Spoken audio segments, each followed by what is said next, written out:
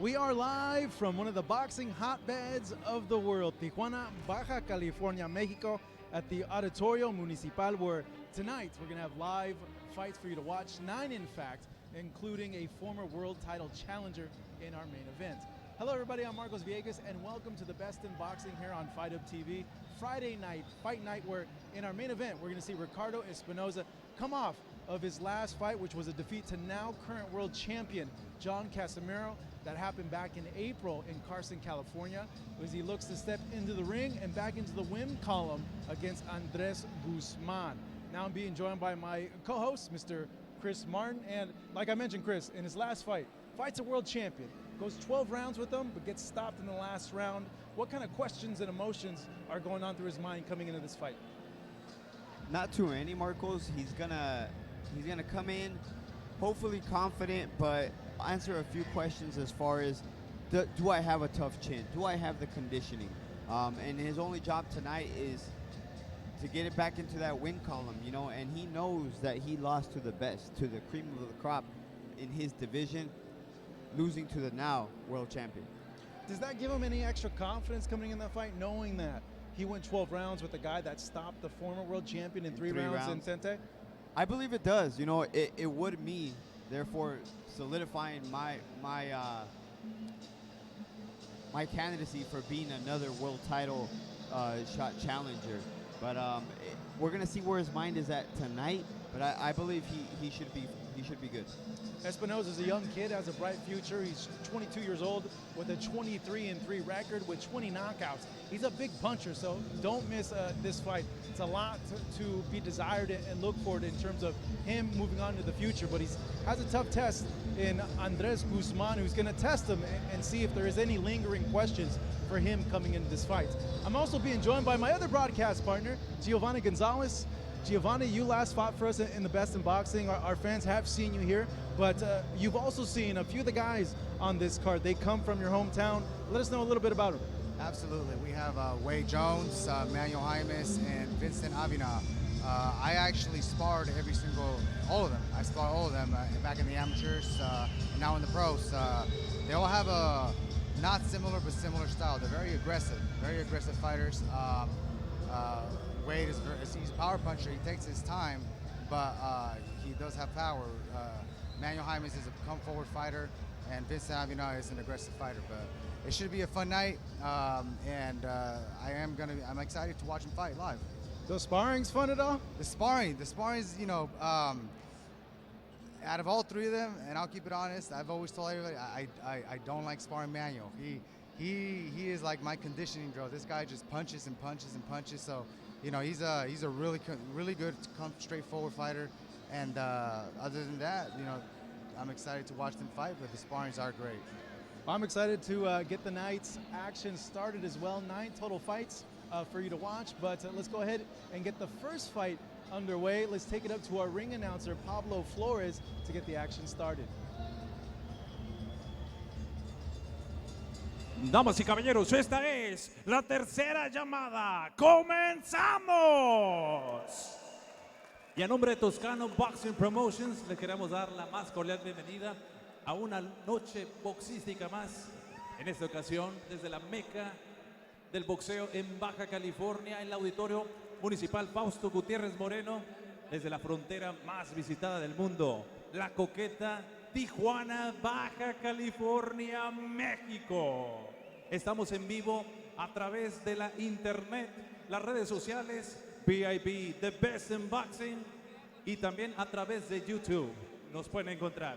Este evento es sancionado por la Honorable Comisión de Box, Lucha Libre y Artes Marciales Mixtas de esta ciudad de Tijuana.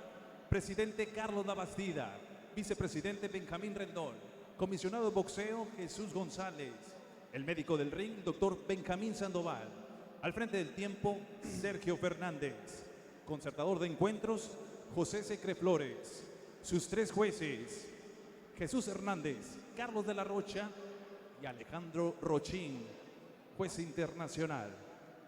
Y su tercero en la superficie para ver las acciones desde la Isla del Encanto, Puerto Rico, Ángel Méndez. Y al frente del micrófono, un servidor, Pablo Flores. Ahora bien, amigos aficionados, prepárense para 4 rounds de combate en la división de peso superpluma. Ladies and gentlemen, let's get ready for 4 rounds of boxing in the super featherweight division. Introducing to you first the fighter standing in the red corner, wearing blue and white. He officially weighs in at 128 pounds. Presentando ustedes en la esquina roja, con pantaloncillo color azul con blanco, con un peso de 128 libras. Representando el Gym Chelsea, Colonia Liber de Tijuana, Miguel Diablo Garcia. And his opponent across the ring is standing in the blue corner, wearing black and white. He officially weighs in 129 pounds. Y su rival en la esquina azul, con pantaloncillo color negro con blanco, con un peso de 129 libras, representando Gimnasio Sirenos Gym de la colonia Río Vista, también de Tijuana, Sergio Sirenito Pérez. And now with the final instruction, your referee, para dar las indicaciones finales, su referee Ángel Méndez. 4 rounds, 4 asaltos. Fighters, your second. Fighters, your second. Gentlemen, I give you the instructions of the dressing room. Protect yourself at all times. Obey my commands at all times. Caballeros, ya se le dieron las instrucciones en el camerino. Sigan las instrucciones, protéjanse a todo momento. Muy buena suerte, toquen guantes. All right, folks, welcome to the Best in Boxing Live here on Fight Up TV as we're ready to start the action here tonight. I'm Marcos Villegas, being joined by my broadcast partners Chris Martin and Giovanni Gonzalez, and Sergio El Sirenito Perez about to kick off the night's action here. Perez looks like he's 17 years old, huh, Chris? He looks like a young guy. Absolutely looks very young.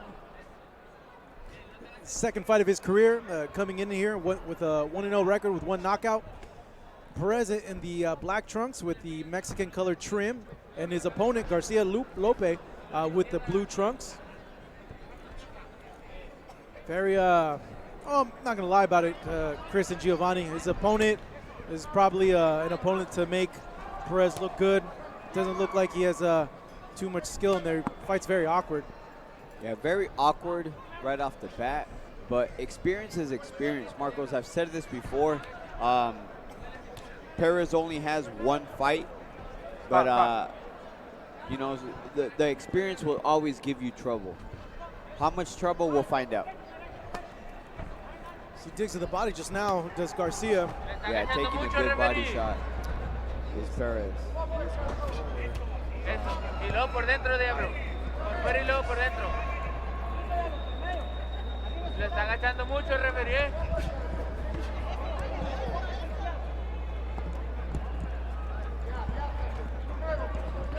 Salte de las cuerdas, Diablo. Quédate el medio, no te pesan las cuerdas. Perez coming forward. Eso. Has that hook blocked just now by his opponent Lopez. Sigue moviendo, no te pegues al... Continue to come forward.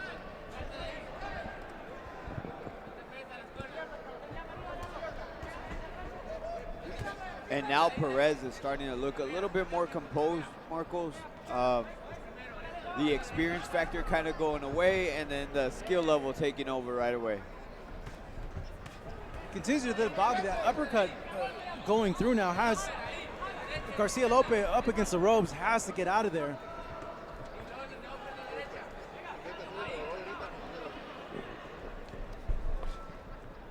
Three-punch combination that is missed just now by Perez.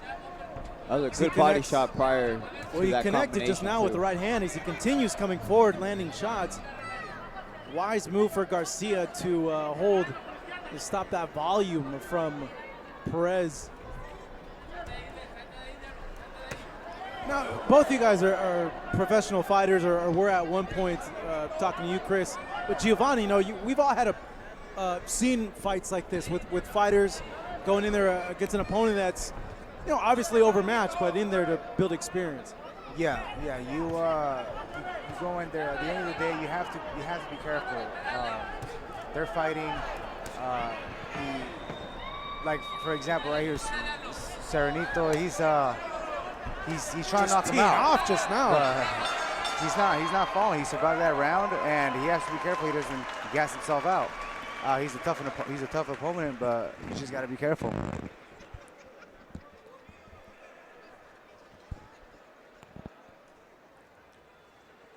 So we finish the action here in round number 1. Sergio Perez in just the second fight of his career, going up against that man that we see right now. He's getting instructions from his corner, but it's a very tough round for him. Got pummeled that whole round. I'd like to say he came out strong in the first minute, but after that, it was Perez the whole time. Well, he took a lot of damage in this fight. He towards the end, he started taking a lot of hard shots, and he took very good body shots from Perez as well. Yeah, he took a lot of punishment, but he's not folding yet. He's in there still. He's willing to fight and figure it out. Which is what we do, right? We figure it out. Yeah. Wait a second, guys. Wait a second. He's getting a count now. The bell just rang for this round number 2. He's counting him, and now he gets up. I've never seen that before, ever. The referee's waving the fight off. It's over. Wow. So the way they do it here in Mexico, I've noticed, Marcos, is so if the corner advises that they will no longer come out, the referee will count you out in the corner. I've never seen that ever. Which is strange, right? Yeah. We're used to seeing the corner stop it. Okay, it's stopped. Referee walks over, waves it off. Not here in Tijuana, Mexico. The referee will count you out in the corner. All right, have you ever seen that, Giovanni? I have never seen that before. Usually when the corner they just throw in the towel. They just stop it. Or they advise the referee, they wave it off. The fight is over. I've never seen that before. That's kind of because at the end of the day, if the coach and the fighter do not agree and the fighter wants to keep on fighting and the fighter gets up in that 8 count, now you have a situation where you don't want your fighter to get hurt, but the coach is trying to stop it. Well, yeah, which he did get up, correct? Yeah, like he got up. Yeah. I thought he was saying no, like I want to continue, but the coach wants to stop it, but the fighter wants to keep on fighting, and the referee giving him the option, but they're throwing in the towel, so that's kind of odd. I've never seen that before. Yeah, it's a strange occurrence that just happened, but Sergio Perez getting the second win of his career via referee technical decision just now, where his opponent chose not to come out. And we got a count as opposed to just the corner completely stopping it. You never know what you're going to see in boxing, that's for sure. The theater of the unexpected. It wasn't a terrible beating, Marcos, but he was getting beat. Probably no, they knew something. He was getting beat up, Chris. He was getting beat up. He did go in. He did go in with at least showing he's not gonna. Ladies and gentlemen, we have the official time of 10 seconds coming into round number 2. Tenemos el tiempo oficial de 10 segundos en el segundo asalto. Declaring the winner by the way of TKO victory. Su vencedor por la vía del knockout técnico. Puritito Sireno Gym de la Río Vista de Tijuana. Sergio Sirenito Perez. There we see Perez as our winner. All smiles. Man, I'm telling you, this kid looks like he's 16, 17 years old. Yeah. Oh, man. It's a trip seeing him. He's like a little baby face there, buddy. He notches the second win of his pro career, now improving to 2-0 with 2 knockouts. Hometown kid from here in Tijuana, Baja California, Mexico. Got 8 more fights for you guys to watch, and of course in our main event, Ricardo Espinoza taking on Andres Guzman. Espinoza from here in Tijuana, Mexico, with a 23-3 records with 20 knockouts to his credit. Just fought a now world champion in John Casimiro in his last fight in April in Carson at the Dignity Sports Health Center. As we get ready for the second fight of the night, and I believe this is going to be one of your training partners, Giovanni Wade Jones III. Yeah, Wade Jones. I'm excited to see him fight live.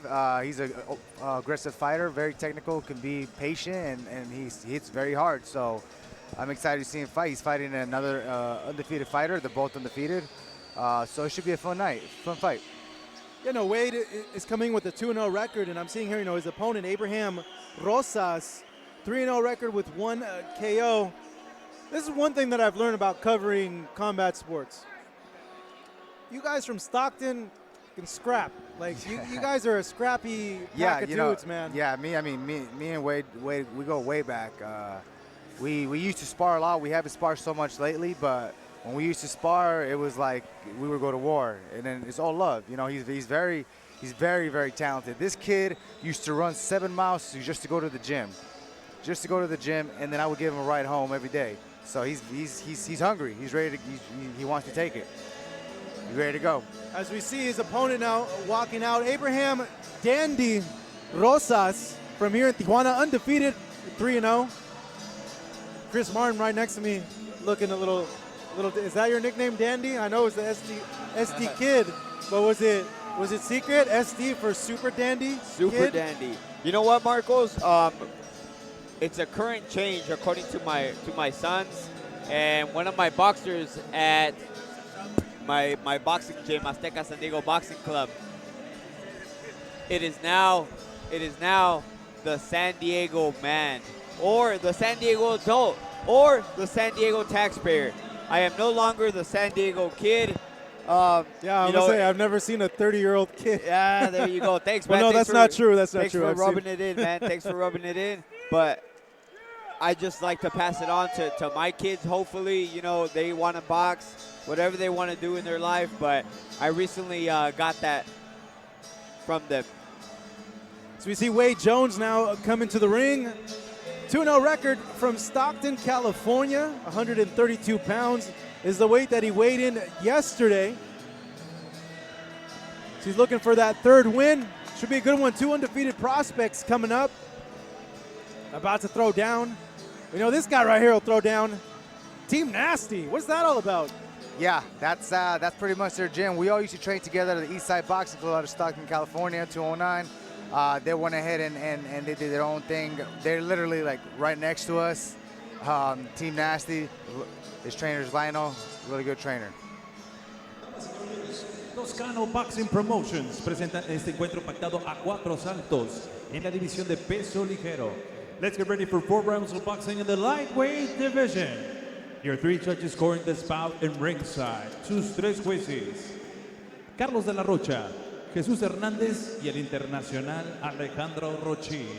Your third man at the bell, el tercero en la superficie, Ángel Méndez. Introducing the fighter standing in the blue corner. He wears black and gold. He officially weighs in at 130 pounds. Presentando ustedes en la esquina roja, pantaloncillo color negro con oro, con un peso de 130 libras. He stands with a professional record of 3 victories, no defeats, and 1 victory coming by the fast way of knockout. Presenta un récord de 3 victorias, 0 derrotas y 1 victoria por la vía del cloroformo. De la colonia Murúa, Tijuana, Baja California. Abraham El Dandy Rosas. And his opponent across the ring is standing in the blue corner, wearing black with white in blue. He officially weighs in 132 pounds. Y su rival en la esquina azul, con pantaloncillo en color negro con blanco y azul. con un peso de 132 libras. He stands with a record of 2 victories, no defeats, and 2 of those victories coming by the fast way of knockout. Presenta un récord, 2 victorias, 0 derrotas, y sus 2 victorias por la vía del knockout. Hailing out of Stockton, California, USA, Wade Nasty Jones III.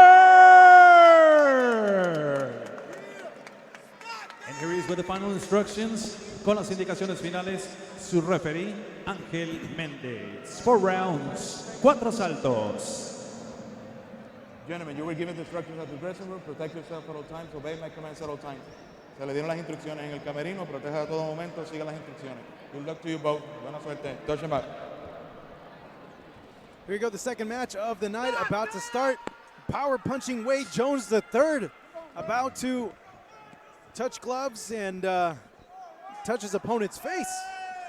In a few short moments, his opponent is Abraham Dandy Rosas from right here in Tijuana, Baja California, Mexico. So they're awaiting the instructions to get this started from the referee. Here we go, round number 1.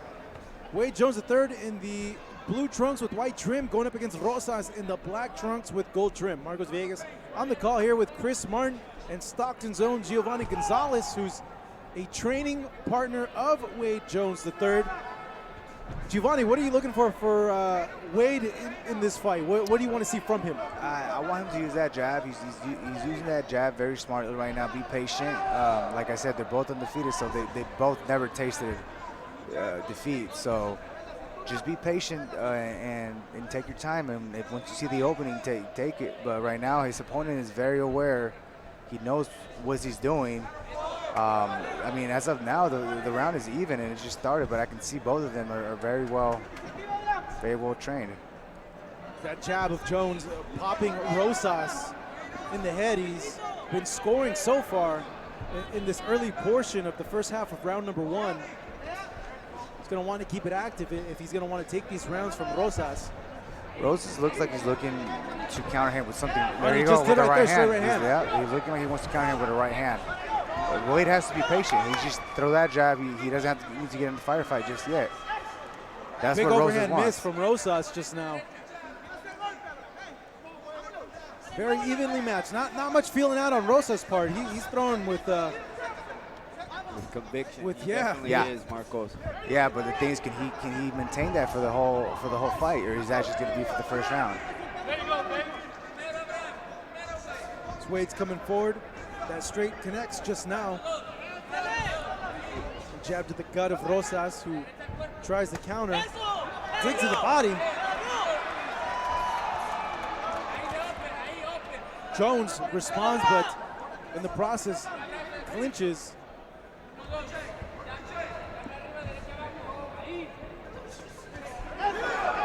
Jones very active with that jab. You would say that's his strongest attribute as a fighter, Giovanni? Yeah, he has a very solid jab. Once he's comfortable, he will come out with the hook or a straight right hand, and he has power behind that right hand. He's not sitting on his punches just yet. He's trying to get him in a trap. But Rosas is very crafty. He's not much technique, but he's throwing power punches. There's power behind every single punch he's throwing. Not much of a jab, but he's throwing power punches. There you go, overhand, but he missed it. But that's what Jones has to be careful with. As Jones just lands a power jab just now as we come down to the final 15 seconds of this round number 1. Good opening round for both fighters. Very evenly matched at this point. Jones has been very active with that jab.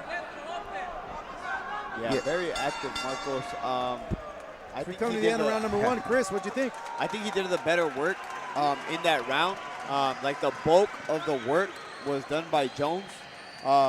Rosas landed 2 shots, 2 good shots, but you can't base yourself off that. You can't go off of that. You really have to go with the work of Jones. What do you think, Giovanni? Yeah, I will agree with you. The thing with this is that Jones has to be patient, keep that jab going, not get into a firefight. There's no reason to get into a firefight. He can outbox him with that jab and then wait for the opening and throw the overhand right or left hook. Rosas, he's just trying to get into a firefight and catch him with something. And I think Wade is the more technical fighter. So we take a look at some of the action that happened that first round. Good hook there from Jones, who is working on the inside, digging to the body. Needs to be careful by that counter hook, though, yeah, from Rosas. absolutely, yes. He has to be very careful with the counters. That's what Rosas is looking for. He's looking to counter him. Yeah, I see Rosas throwing a lot of heat with not too much backing it up as far as like technique. Just swinging it, throwing it. Oh, looked like a slip. He was off bounds as both fighters now exchange. Well, Firefight, down goes Rosas! What There a you go. knockdown! Caught him with a hook. He looks like he's gonna get up. Jones has to be careful. Let's see if Jones can put away Rosas. Rosas' corners yelling at him to move. Both fighters clinch up. That's See- the right move by Rosas is to hold on. Yeah. Right now, he's still dazed. Very smart move by the young Rosas to hold on here. He got clipped clean by Jones, who's now working on the inside. Let's see if he can get some space. Well, Marcos, prior to that, Rosas had landed a good shot. I think he thought he hurt Jones. Rosas Jones is still just- hurt. He just threw caution to the wind as Rosa continues now answering back. Both fighters exchanging.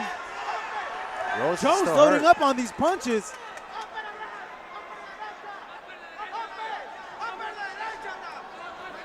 And once again, Rosas smart enough to hold on.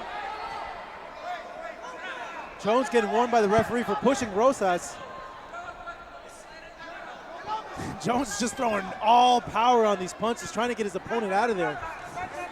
So he continues now, three-punch combination followed by a straight hand. Rosa needs to be calm under fire here. Doesn't want to get caught again. So jab just hits him in the face. Good hook landed by Rosas in that exchange. Now Rosas looks to be a little bit more composed now. Doesn't seem to be as much in trouble as he was earlier. Seems to have his legs about him now. He does, Marcos, but I think Jones is still doing the much better work and getting the better out of every exchange here, including that jab right there.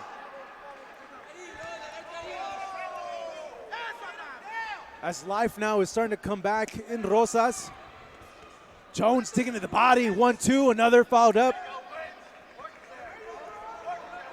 Continues to pressure and come forward, evading those punches of Rosas. All Jones so far in this round number 2. Rosas is tough. Wade has caught him with a lot of hard punches this round. He's still there, fighting back, trying to survive so far. Another big hand landed by Jones. And follows it up with combinations as he has Rosas up against the ropes. What a knockdown in that round, guys. Oh my goodness. Absolutely, man. That was a wonderful punch by Jones. Solid left hook.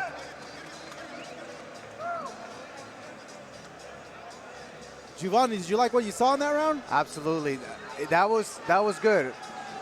Rosas wanted Wade to get into a firefight. I don't think he was thinking about the power. Yeah, he has the power. Wade is a power puncher. Rosas did not respect his power.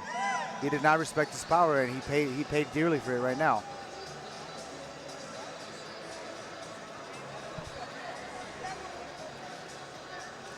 I want to remind you guys that Rosas landed a good shot on Jones prior. So there we go. There it is. You see it on the replay. And they're just like, That's- you know that's what, what- screw it, And he let's goes go. after him a little careless and just Bonk. capitalized. Got him right there. Two by piece. Jones. Down goes Rosas, man. And that was just flush. It seemed like Jones was like, all right, you got me good. Let's throw down. Like, Yeah. let's do it. Yeah, absolutely. He dug in there, dug his feet into the ground, and just threw that hook hard. So we now begin round number 3. Jones scoring a knockdown in the last round against Rosas. Looks like he has his legs about him and his wits about him. He's moving well now, but gets hit with the jab just now. And now they're both exchanging again. Rosas is backing up a little bit more. He respects his power now. He's fighting a different fight right now so far. Yeah, definitely a different fight. You're right, Giovanni. He's backing up now. He's trying to box. He felt that power from Jones. He got his legs back. He's back, but he's being very, very cautious.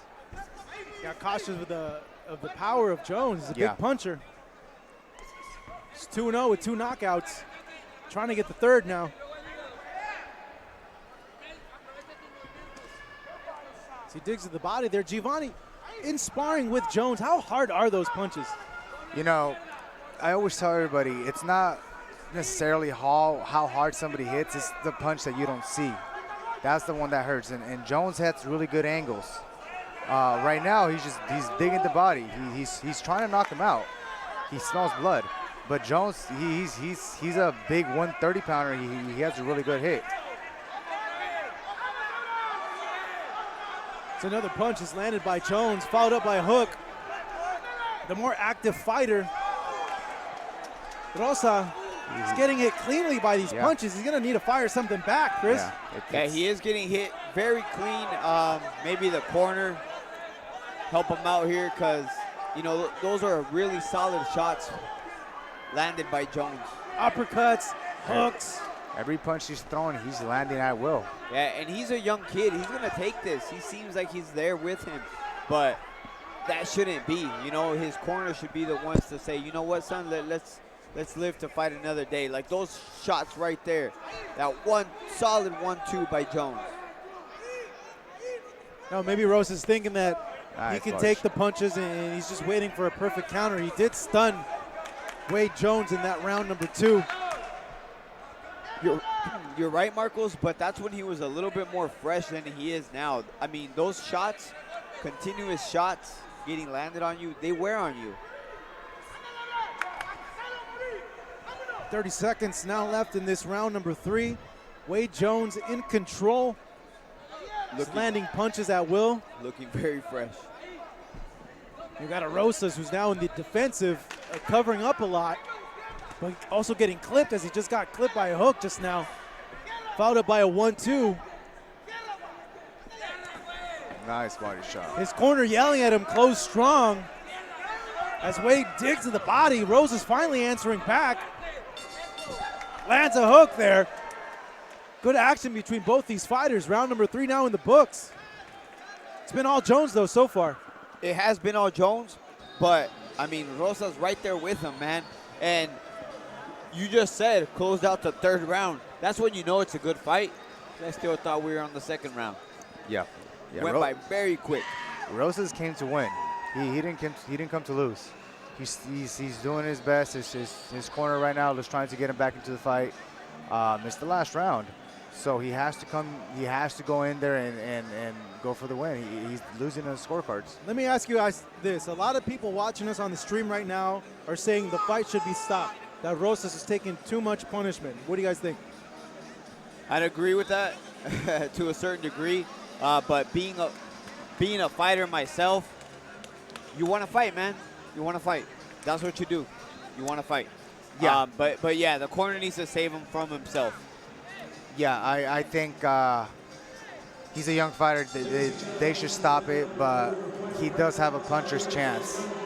Every fighter has a puncher's chance. And he did stun Jones in that 1st round as they go right at it right now, round number 4. Yeah, Rosas knows he has to go for the knockout. Both fighters exchanging. Rosas' knee almost touched the ground as both are going at it. Marcos, I believe it did touch the ground, but Jones right now has too much. He's too good right now. He's fresh. He's game, man.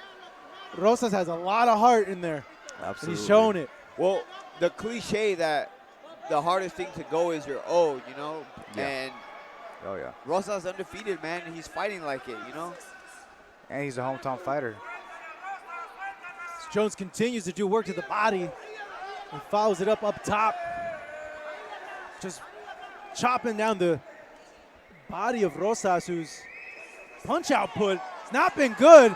Gets clipped by a hook just now. I don't like the way his body responded to that hook. Well, what we've been saying, Marcos, that he needs, I mean, his corner needs to step in, man, because this kid is tough. Too tough for his own good right now. You may not be able to see it on the telecast, but right here standing ringside, you hear the thuds. You see how hard Jones is hitting. Yeah. Maybe fight another day.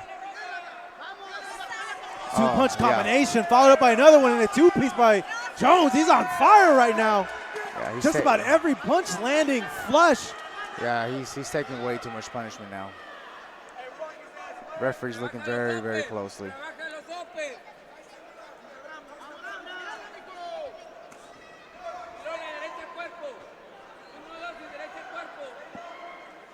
Jones is taking his time. He wants to counter him, but Rosas is not throwing anything. It's been all him as he lands another straight and follows it up. That one staggered Rosas a bit. 2 solid shots. He could be close to a TKO stoppage here. A lot of punches, power punches being landed flush by Jones. Every punch he's throwing, he's landing it. Pretty much, you know, Rosas making it difficult on the ref and pretty much for everyone watching just because he keeps throwing back, you know? Yeah. He keeps responding. Yeah, Rosas is going to want to go out on the shield. It's another hook, though. Stumbles Rosas. This young man's taking a lot of punishment. Looks like he's going to survive it. Yeah, it looks like it as we come now to the final 10 seconds of this 4th round. Jones in control. It's been all him, landing power punches, knocking down Rosas in round number 2. As the fight now ends, but it was a domination by Wade Jones III. Yeah, he dominated every single round on that fight. It was a domination, but it was a good effort by Rosas. You know, it wasn't a snooze fest, man. Rosas was in it, competitive, but Wade Jones was just way too much for him today. Yeah.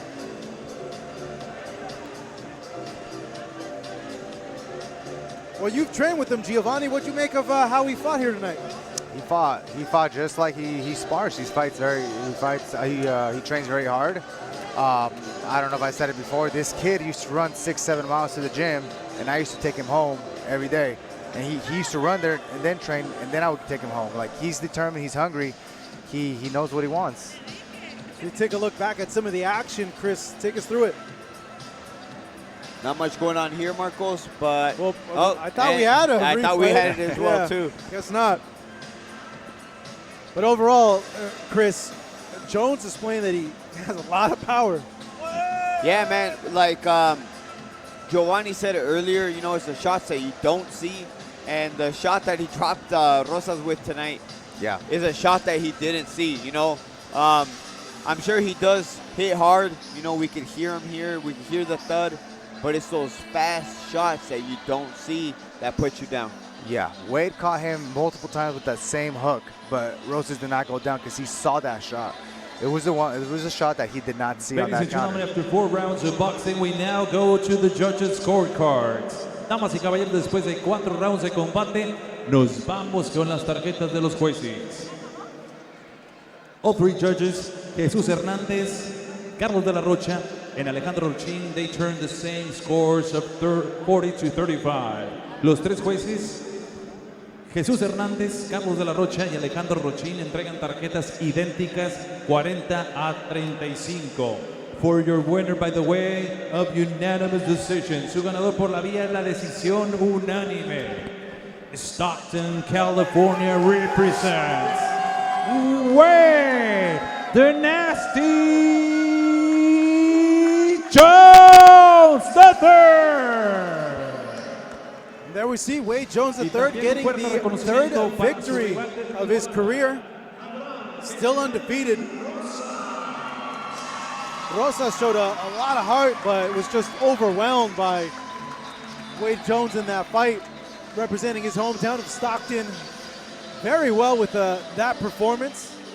It's going to be a fighter that you fans are going to want to keep your eye on. An exciting kid that packs one hell of a punch. Wade Jones III here, victorious in Tijuana.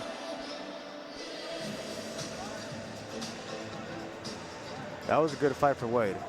Very good fight for Wade.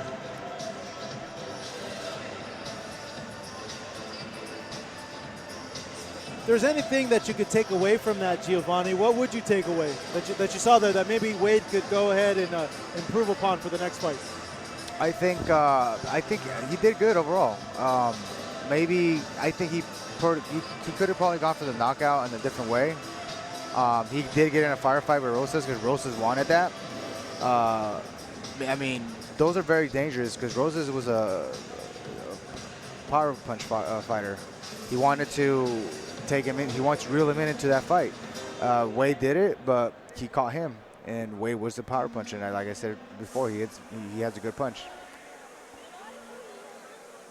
As now we prepare for the third fight of the night, walk into the ring now is Samuel Almontes, who's going to take on Brandon Rivas.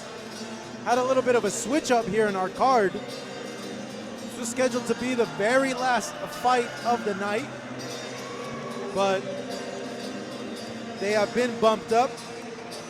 Samuel Almontes, not the best record. He's one loss, one draw, no wins.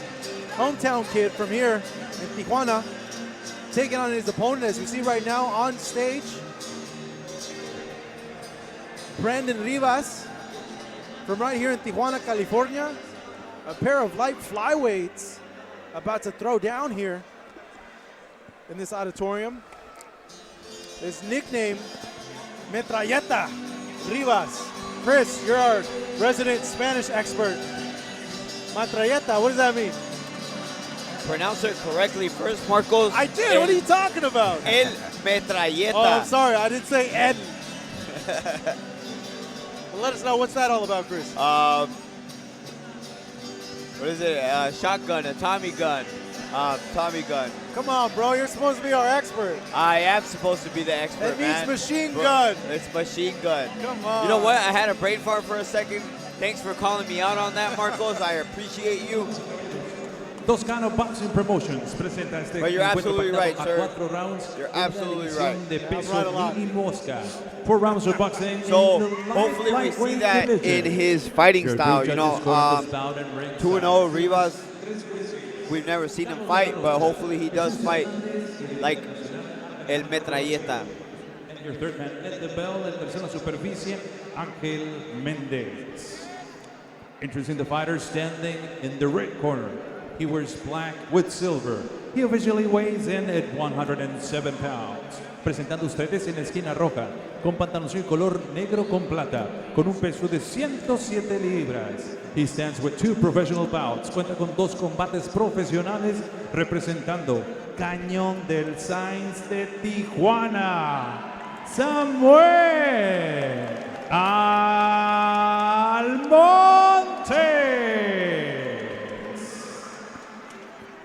And his opponent across the ring, standing in the blue corner. He wears black and silver. He officially weighs in the same 107 pounds. Y su rival en la esquina azul, vistiendo pantaloncillo color negro con plata, con un peso idéntico de 107 libras. He stands with a record of 2 victories against no defeats. Cuenta con un récord de 2 victorias y 0 derrotas. También de Tijuana, Brandon Metralleta Rivas. And to go out the final instructions, your referee, Ángel Méndez, con las indicaciones finales. 4 rounds, 4 asaltos. Caballero, ya salieron las instrucciones en el camerino. Sigan las instrucciones, protéjanse a todo momento. Muy buena suerte. Toquen guantes.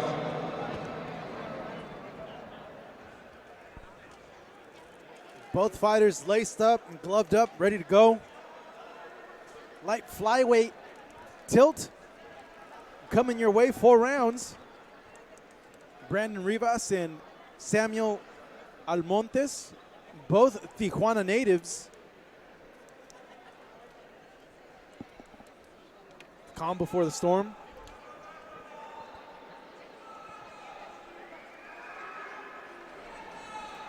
The referee is going to make this fight official. Let's go, round number 1. Rivas against Almontes, and Rivas turned pro at 18. The young kid started boxing at 8 years old. His goal is to be a world champion, so it's going to be a good look at how he is right now at this point of his career. Has a 2-0 record.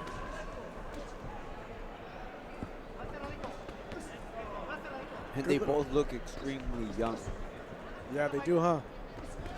Well, the fighting age over here is, what, 16, right, Chris?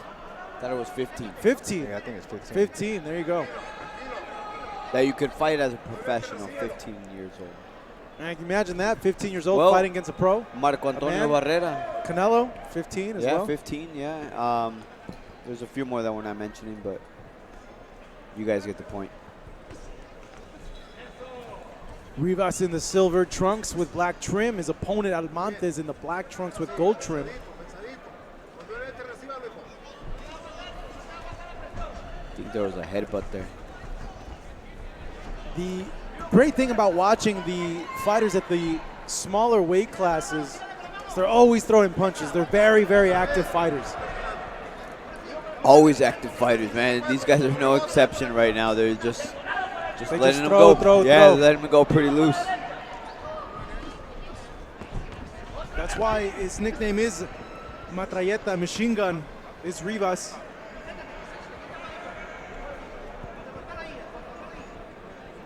High guard there, but his opponent, even though he has an 0-1-1 record, he looks very solid, very composed, like he knows what he's doing in there. Yeah, they're both pretty good fighters. I don't. Oh! Down goes Almontes. And as we That's say that, why you were saying that, he goes down. That looked more like a little flash knockdown. I don't think he's hurt. I think you're right, Giovanni. Yeah, that was a nice body shot, but it was blocked. Almontes now firing back though with big hooks. Metralleta Rivas, machine gun. He's warming up the barrel now. Nice shot to the gut there of Almontes by Rivas just moments ago. I must acknowledge your pun there, Marcos. That was good. Almontes on his back foot, lands a straight. That hook is blocked as Metralleta's all over him. Almontes is throwing a lot of power on behind that hook. He just hasn't landed it. Say, he just landed just now, but Rivas has displayed that high guard, and it's sometimes when you have a high guard like that, it's hard to get any sort of punches through, especially for hooks. What Almontes needs to do is he needs to start in the body and then work his way up with that hook to the head. Yeah. That was a very entertaining round, Marcos. That was a very good round. Good round there, but Rivas getting that first round because of the knockdown. Not sure if we can get a replay, but could have been a flash knockdown. It didn't look like it was a slip, though, either. It wasn't a slip. Giovanni, I believe, is right when he said it was a flash knockdown. Because when Almontes got up, he seemed fine. His legs were under him. Just quick flash knockdown. But not taking anything away from Rivas, that was a pretty solid shot. And that shot came off a combination. The combination punch and caught him. Take a look now at the knockdown. He landed a little hook, but it Yeah. didn't seem like he had a lot behind it.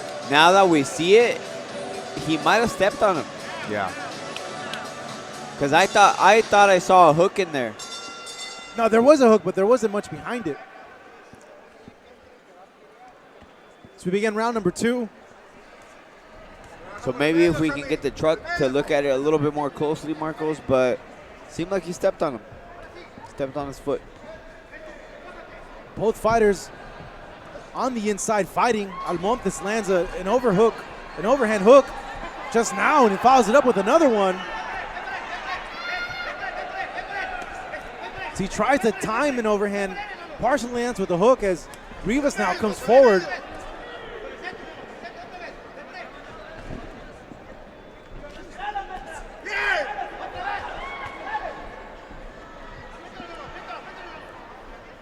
It's a good little pace being put on by both these fighters, extremely active. Almontes swinging and missing. Good body shot by Almontes right there, straight right to the body of Rivas. Rivas is just going forward, attacking him all the round, but Almontes is there, answering him. Yeah, he's definitely game.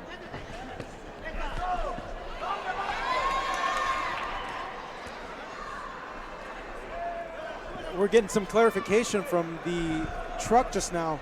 That knockdown was caused by a step in the foot, Chris. You were right. Yeah, originally I thought I saw a left hook, man. It's crazy how difficult the job of a referee is, you know, because none of us see it. None of us saw it, excuse me. And there's, at times though, as well, when you get situations like that, you hope for some sort of instant replay to kind of rectify the situation. Yeah, we need to upgrade, you know, NFL status. I know Look at it. In Vegas, there is instant replay now, but Almontes with the good hook just now.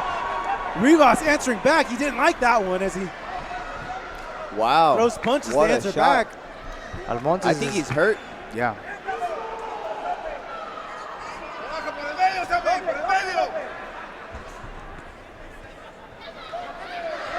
Rivas doing some excellent work on the inside. And one thing that I'm not liking though is you can kind of you can telegraph when he comes forward with the Chavez. That was a good takedown. Rivas gets taken down just now.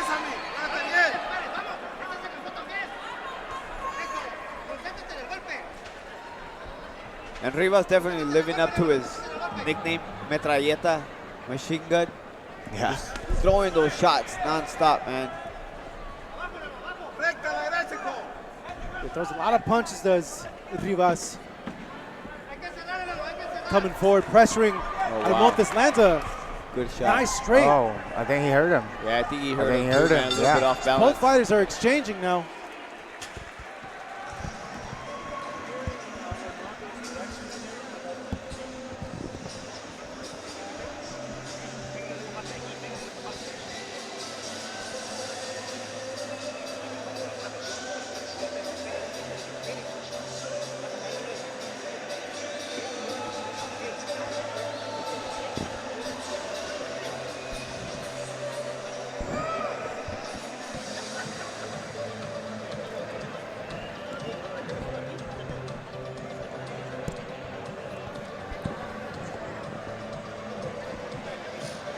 So we're looking at the corner of Almontes now.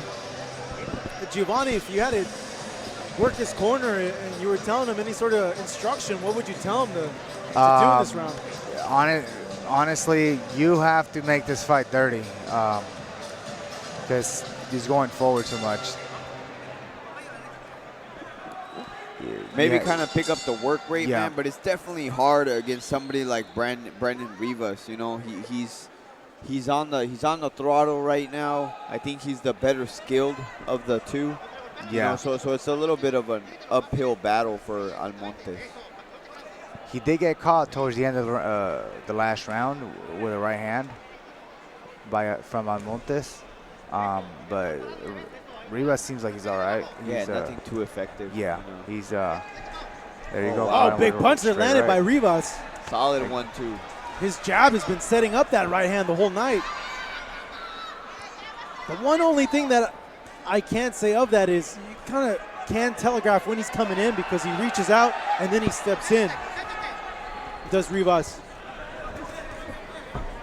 Oh. A slip there from Almontes. Yeah, it's a slip. Oh. A little eager is Rivas. And corner not happy about that.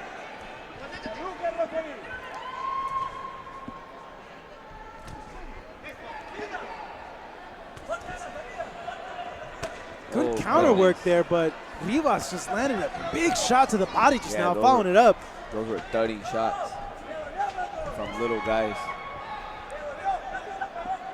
Almontes now being pushed back by Rivas. Just a lot of activity from him. He's active. Wherever he has you, he's just throwing punches. He comes in again and gets hooked. Oh. But he's able to take these punches from Almontes when he's getting countered. That's why he has the name as Machine Gun. He just keeps coming at you, throwing punches. Yeah, Rivas wants to finish this. He's going forward. He's looking to finish it. But Almontes is hanging in there. Oh, got him. So sometimes it takes a little bit for that motor to get going. To get going, man. And Rivas is throwing. He is throwing. Like you said, living up to that nickname.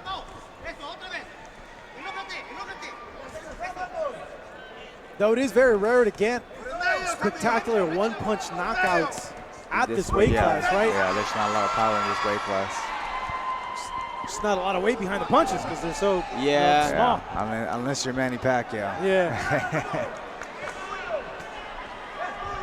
But it's been all Rivas so far. The one that's coming forward, effective with his punches. He is getting countered, but he's just getting outworked. Excuse me, Almontes is getting outworked by Rivas. Nice little head movement there from Rivas. And in good technical fashion by Rivas. I like it, man. I like the way, you know, he is throwing a lot of shots, but it's very well schooled. Moving his head, starting at the body, going back up to the head. Very good job by Rivas. It's kind of hard to combat a guy that's so active. Right, Chris? He's on you, throwing punches. Yeah, especially if that guy is strong, you know, if and not only is he, if he's strong, but if he's well schooled like Rivas. He's throwing straight shots, not everything is looping. You know, he's throwing good punches, good solid punches, head movement, defense. You know, it's very subtle defense that you don't really see at home, but he's picking off those shots, parrying a lot of things, moving his head. He's doing a very good job as Rivas. Giovanni, what are we seeing over here? You just see Rivas attacking him from he's not letting him breathe. He's not letting him breathe whatsoever.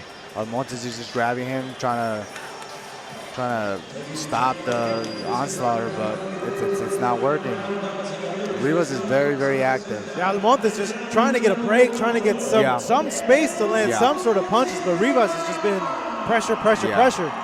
Yeah. I mean, at this point, Almontes needs a decent knockout, but I mean, at this weight class, it's very hard. This is the final round.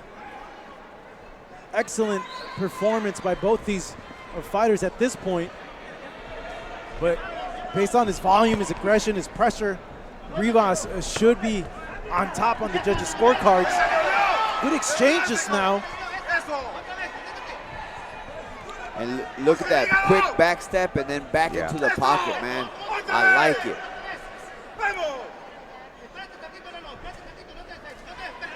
Rivas continue to come forward, eats a punch there. But just not enough power behind it to stop Rivas. He ate that punch. Yeah. He ate it. Yep. Kept walking forward. Now, if Almontes would just put a little bit more volume in his offense, he could make Rivas think twice about coming forward. I feel that he could be throwing a little bit more, or it would be a thing for him to work on in the gym, is to throw a little bit more. Easier said than done, Marcos, when you're getting hit by shots like Rivas is landing. Two-piece combination in the body there. Rivas doing some quality work here over the course of these 4 rounds. Rivas is tearing him apart. Almontes should have adjusted, but he hasn't adjusted. It's too much coming at him.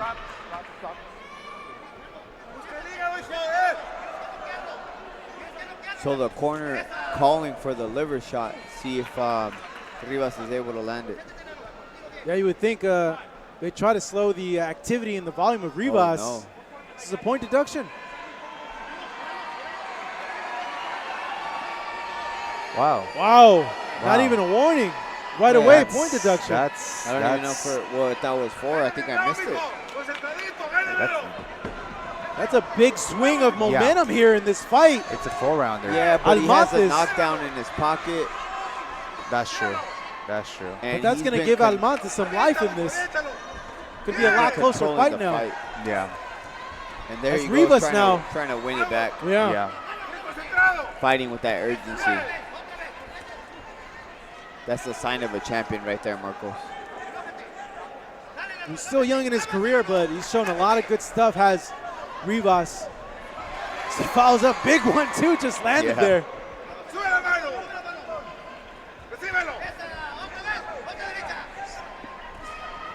It's just like a charging bull in there is Rivas.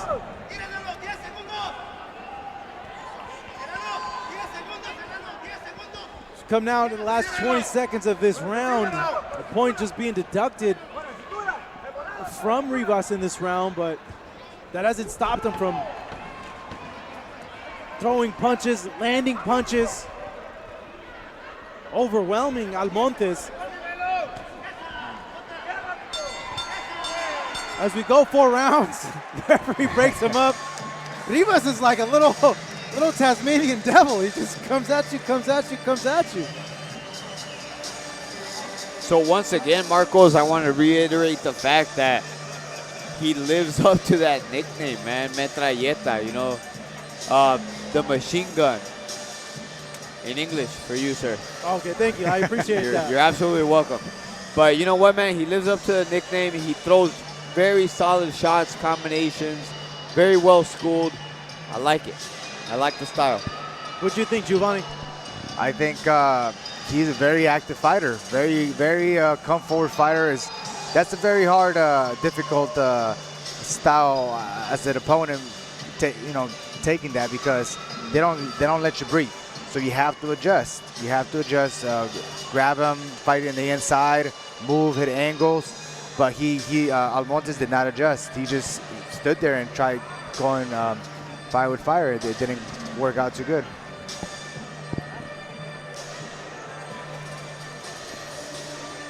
So we take a look at the point deduction. See Almontes missing with big punches. Rivas looks like he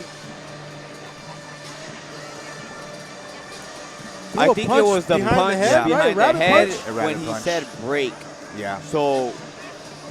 But usually there's a stern warning, right? There's a stern 4 warning. rounds of boxing. We now go to the judges' scorecard. He did do it well after, but I mean, I don't believe it warranted that. No sin antes, un fuerte aplauso, damas y caballeros, a ambos pugilistas, a Samuel Almontes y el Metralleta Rivas por ese combate.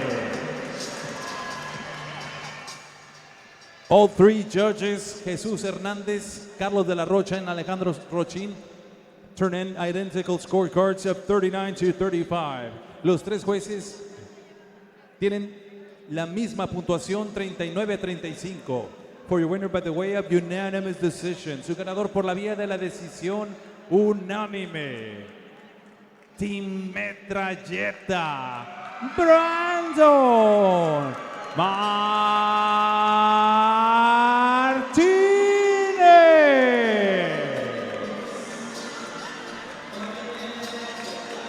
All smiles is the Metralleta, Brandon Rivas, who continues to keep his O. It did not go here tonight. 3-0. Very solid performance by him. And Chris, you were very, very impressed by him as well. I definitely was impressed by Rivas. You know, threw a lot of good combinations. Once again, man, he lives up to the nickname Machine Gun. It was a very good, solid performance, and I have to tip my hat to Almontes, you know, who put up a good fight. You know, solid guy. You know, just probably has been getting guys that with a style like Rivas, you know, up-and-comers that they throw him up against, you know, because he was a good test. He didn't come here to lay down, did Almontes. He was a solid test for Rivas.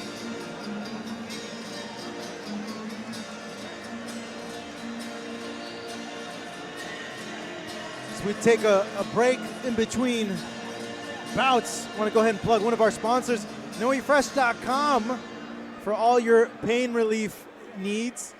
A CBD cream that has 1,000 milligrams of CBD for athletes of all and every sports. Go to KnoeFresh.com and put in the code GSSFresh for 15% off your purchase. Noe Fresh CBD Pain Relief Cream.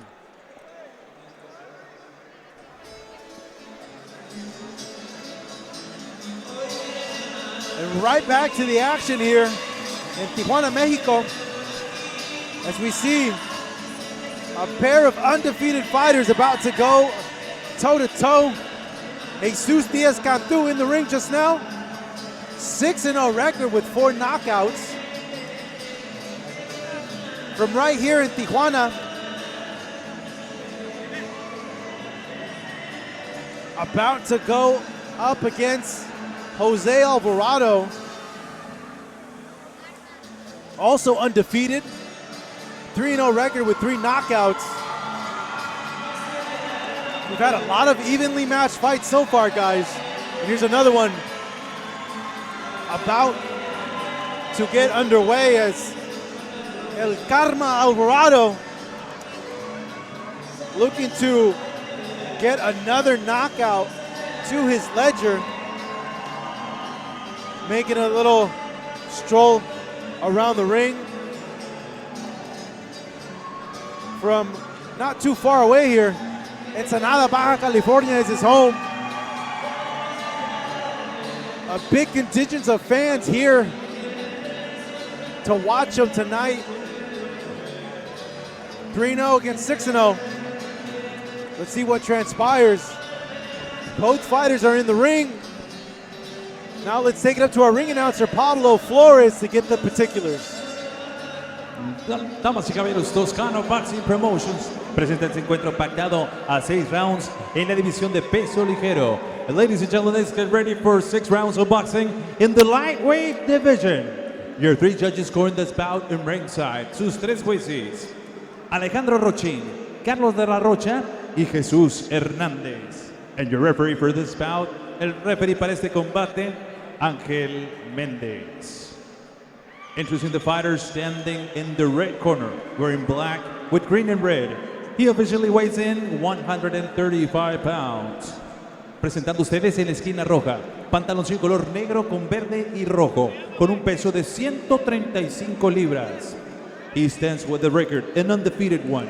6 victories, no losses, and 4 of those victories coming by the fast way of knockout. Presenta un récord, 6 victorias, 0 derrotas y 4 de esas victorias por la vía del cloroformo. De Tijuana, Baja California, Jesús Diaz Cantu. And his opponent across the ring is standing in the blue corner. He wears blue with pink and silver. He officially weighs in the same 135 pounds. Y su rival en la esquina azul, vistiendo pantaloncillo color azul con rosa y con plata, con un peso idéntico de 135 libras. He stands with a record, an undefeated one. 3 victories, no defeats, and all of his 3 victories coming by the fast way of knockout. Presenta un récord de 3 victorias, 0 derrotas y todas sus victorias por la vía del cloroformo. Originario de Ensenada, Baja California, y ahora representando los colores de Tijuana, damas y caballeros, representando Toscano Boxing, José El Karma Alvarado. And with the final instructions, your referee, Ángel Méndez. 6 rounds, 6 asaltos. Protéjanse a todo momento, sigan las instrucciones. Es una pelea fuerte, limpia, un deporte de caballeros que esto es. Toquen guantes. Damn, what a stare down just now. Alvarado just mean mugging Cantu just now. That was a pretty good mean mug. I don't know, I'm getting like these Marcos Maidana vibes from Cantu. I don't know, it's kind of like a, you look at him, Yeah. kind of, you know, get that vibe from him. 4 rounds in the welterweight division going down right now. Alvarado, the blue trunks with pink trim, taking on a fellow undefeated fighter, 6-0, Jesus Diaz Cantu, in the black shorts with red trim. Alvarado coming into this fight with 3 knockouts in a row, 3-0. A lot of power. Both fighters from Mexico.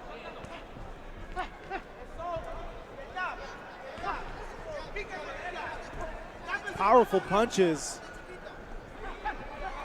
you got to think are going to be coming from Alvarado. Kind of a more compact, stocky fighter, right, Chris? He looks like it, but you know what? Coming forward. Oh. Alvarado all over Cantu now. Oh. Cantu may look like he's out on his feet. Alvarado is throwing punches. He's trying to stop. I don't know how Cantu's down. Referee rules it a slip. Alvarado looks hurt. He looks at his corner. He is hurt. I don't like what I'm seeing from Alvarado now. I mean, excuse me, Cantu. Cantu now firing back. I think Alvarado gassed himself out. So, Marcos, you were going to say about the compactness of Alvarado. And I was going to come back with the fact that Cantu was coming forward. Both fighters exchanging in the pocket. Good series of combinations on the inside being landed by Cantu. He seemed on shaky legs earlier, but now he's taking these punches well. Yeah, he was very, very hurt, but as soon as he got his legs back, I think Alvarado might have gassed himself out a little bit. Maybe slightly, but you know what? Cantu throws those sharp uppercuts. Yeah. Reminds me of Juan Manuel Marquez. Watch when he throws that uppercut. Ooh. Cantu needs to be careful. He needs to keep that hands up or he's going to get caught with the hook from Alvarado. Sneaks in an uppercut. Look at that uppercut again. Those are Marquez It's a very sharp uppercut. Alvarado just egging him on. He wants a fight on the inside. Well, I had a feeling this fight was going to be good, guys, just based on the face-off that Alvarado gave Cantu. But the records as well. A power jab there from Alvarado. That was a really good jab. Stumbles Cantu. Wow. Beautiful A 1-2 right landed, followed up by a hook. Yeah, the punches of Alvarado are the ones that are... They're the heavier punches. Yeah, they're stunning Cantu whenever they land. Yeah. Cantu needs to be careful. Got to take his time, pick his shots. And there goes that uppercut by Cantu. But it doesn't seem to be enough to stop Alvarado. 10 seconds in this first round, excuse me. The clock was off here on our graphics, but what a first round, guys. Alvarado, it seemed that he might have had Cantu extremely hurt, but might have gassed himself out in the process. Slightly, yes. I believe Giovanni was right when he said he gassed out. You know, Cantu was throwing sharp punches, but when you get hurt like that, you know when you play Fight Night and that power meter goes down, that's a very good assessment of what it is in a real fight because it'll tire you out. Yeah. I think that tired out Cantu. And we'll see it right here. So beautiful left hook landed there by Alvarado. Right on the chin of Cantu. Right there, he's trying to stop him. He's going forward, he's going all out. This might have actually hurt him because he gassed out. But Cantu, he survived. He survived. He definitely hung in there, you know, and sometimes I say it's a detriment. You know, when you hurt somebody early, like right now you said he gassed out. Yeah. Giovanni, Alvarado, you're saying gassed out. It may have been. You know, he blew his water right there. But it seems, Cantu is going a little bit more forward right now. He's sitting down on his punches now. Those uppercuts, he's sitting on them. He wasn't doing that the first round. No, he's thrown some very beautiful combinations on the inside as Cantu. Just textbook stuff coming from him when he's on the inside. But yeah, what I said from the beginning, I like those uppercuts, but now you're right. He's throwing more of a combination. But I like those uppercuts by Cantu, man. Just Alvarado, though, every time he lands, it seems to have an effect. Yeah, he definitely seems like to be the more solid punches. Yeah, he's the more powerful guy. Cantu having a good beginning of this round number 2. He's been more active, knows that he lost that first round. Definitely lost that first round. Oh, big overhand landed by Alvarado. Alvarado is counterpunching him right now. See, and there goes that sharp uppercut again, man. I like it. Taking notes here.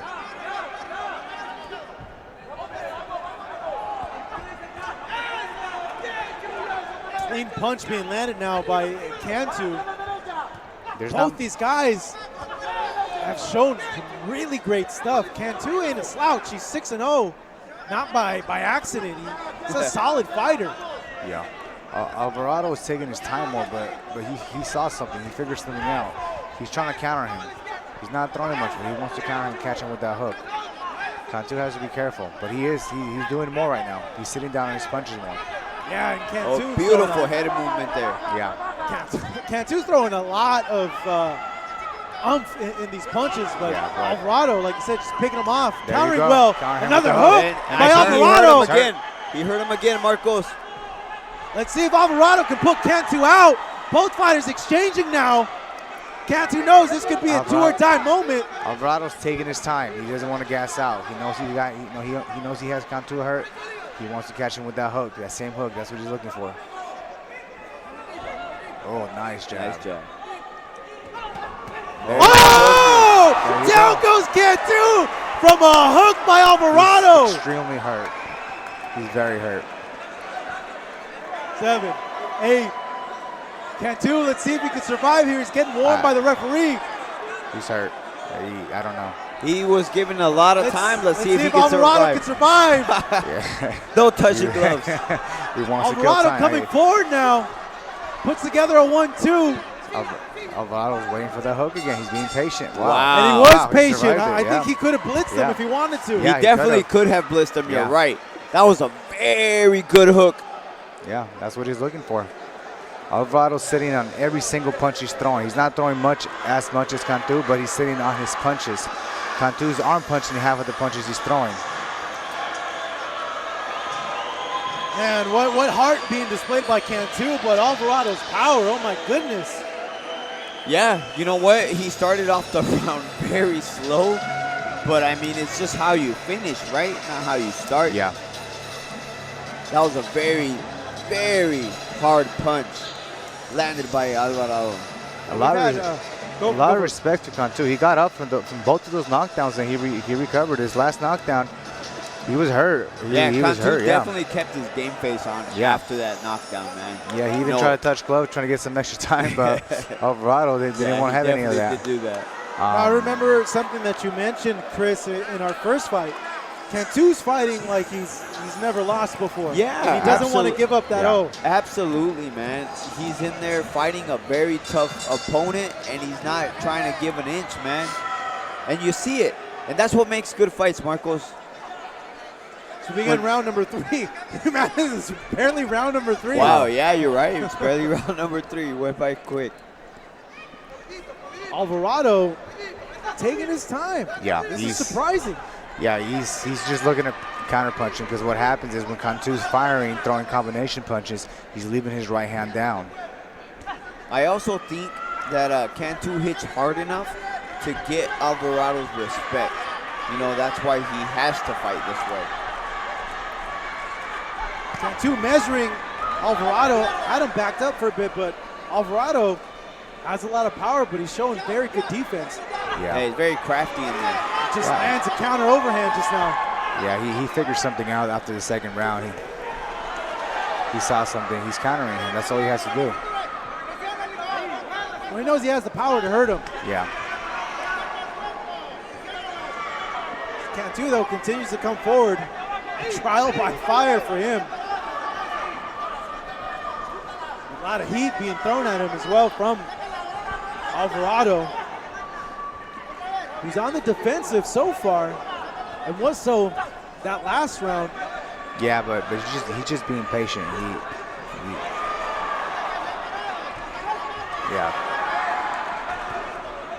Yeah, every time he lets his hands go, you see that Cantu gets hurt.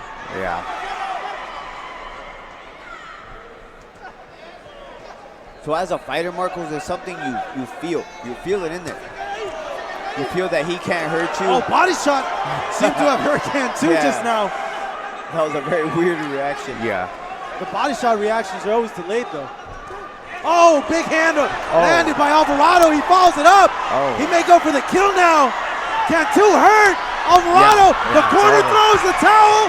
Alvarado gets a big TKO victory here in Tijuana. Oh, man. That doesn't look good. Wow.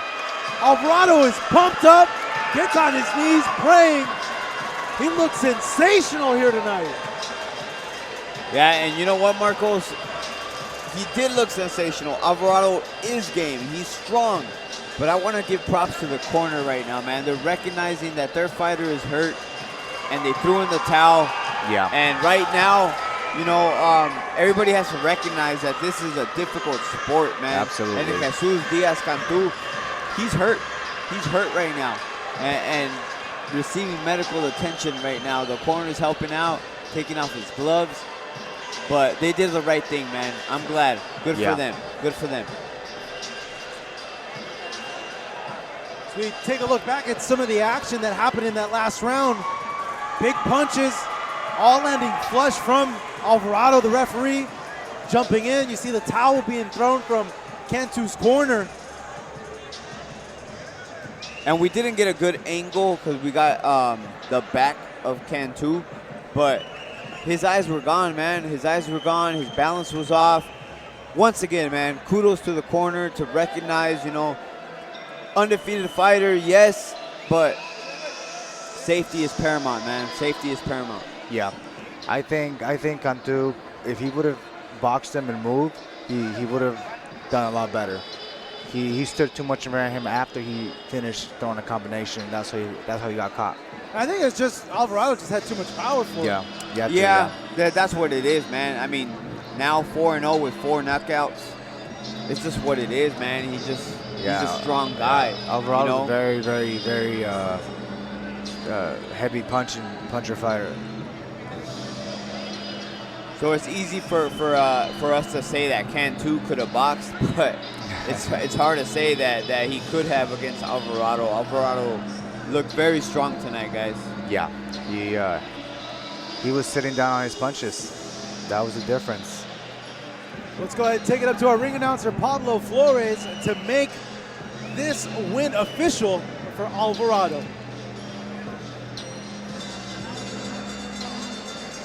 Ladies and gentlemen,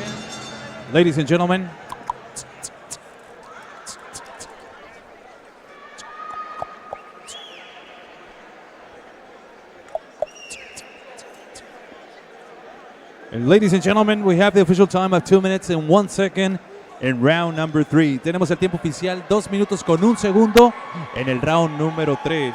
Declaring your winner by the way of TKO victory. Su vencedor por la vía del knockout técnico. Ensenada y Tijuana. José el Karma Alvarado.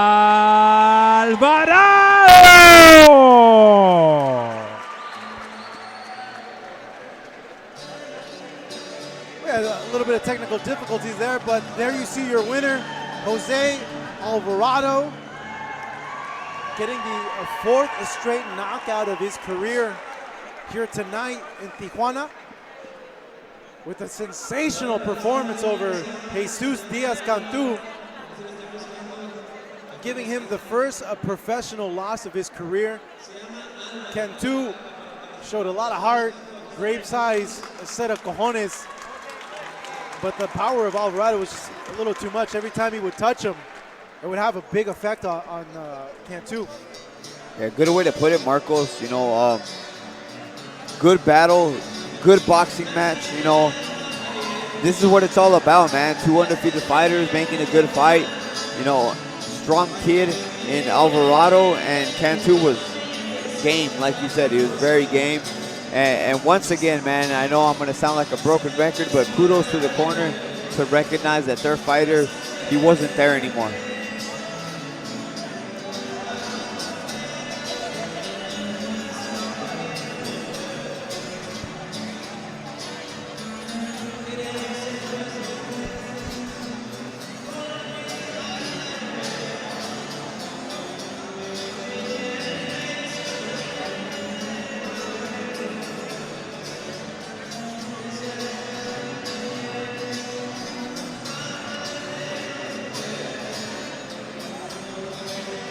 While we have a break in the action, just want to go ahead and give a big ups to our sponsor, noefresh.com, CBD pain relief cream.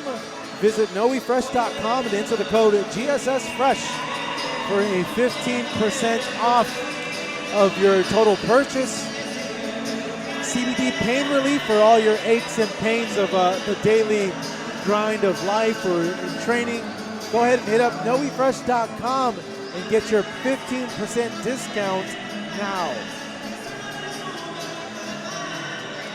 We have 5 more fights left for you to watch that are watching us live on the air right now on Fight Up TV and the other various platforms showing the fight. In our main event, still to come, Ricardo Espinoza taking on Andres Guzman. Espinoza, solid fighter, looking to bounce back from a knockout loss last April to now world champion John Casimero, who just won the title in his last fight just a few weeks ago, knocking out Zolan Etete in 3 rounds to become bantamweight world champion. That to come in our main event. But right now, a little break in the action. I believe we have some planned entertainment coming your way.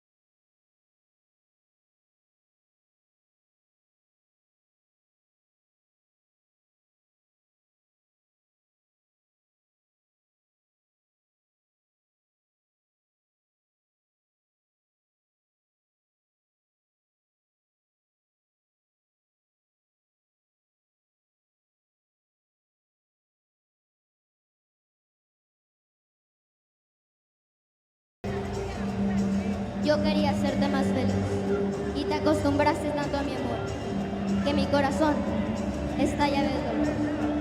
Como dice, y tú te vas jugando a enamorar, enredas por las noches entre historias que nunca tienen final. Te perderás dentro de mis recuerdos por haber hecho llorar. Te perderás dentro de mis recuerdos por haber hecho llorar.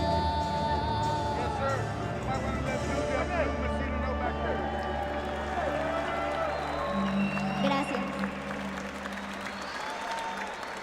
La siguiente canción se titula La Basurita y espero que sea de su agrado.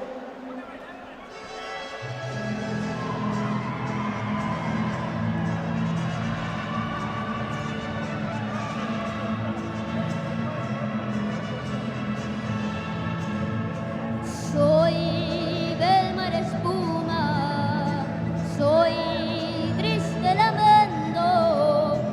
Yo soy basurita que arrastra el viento. Cuando vine al mundo, yo nací llorando.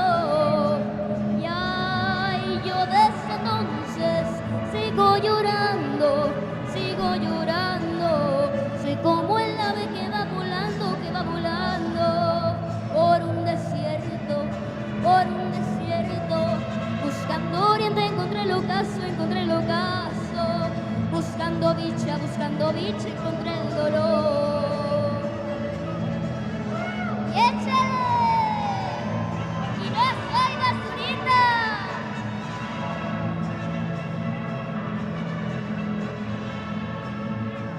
Yo nunca he tenido quien de mí se apiade. Soy una plumita, soy basurita que lleva el aire. Ay, cuánta amargura siento al acordarme.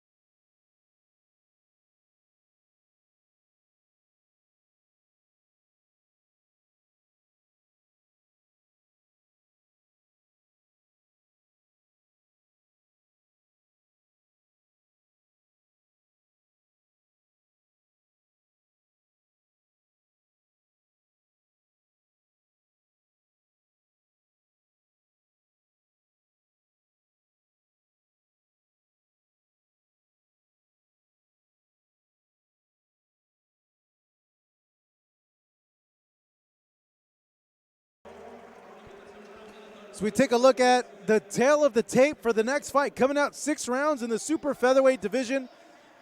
Güero versus Güero. Mario Ramirez taking on Erik Castillo. A very evenly matched fight. Mario Ramirez, a Borristeca fighter, fighting here up against Erik Castillo. 12-1-1 is Ramirez. Chris Martin, man, take me through this tail of the tape. What sticks out to you? Not much. They're evenly matched. The only thing that I do see in Erik Castillo is his opponents. Nobody has a winning record, Marcos. They all have a losing record, and he's actually even got 1 loss in there. So, but I think it's a step up for Erik Castillo fighting Mario Ramirez. Mario Ramirez, we've seen on Best in Boxing. He's a very good fighter with a good range. And looking forward to an exciting fight. You know, we don't know what Erik Castillo brings to the ring. We see Erik El Güero Castillo making the way to the ring. Only 3 knockouts to his record. Not the biggest puncher, but his opponent, Mario Güero Ramirez, is not a big puncher as well, as he only has 4 knockouts. Castillo looked to be stepping in the ring, and then he stepped out of the ring. A little bit of confusion. I hope that doesn't mean that he's not going to go through with the fight. No, I don't think so. He's gloved up. He's talking to his corner.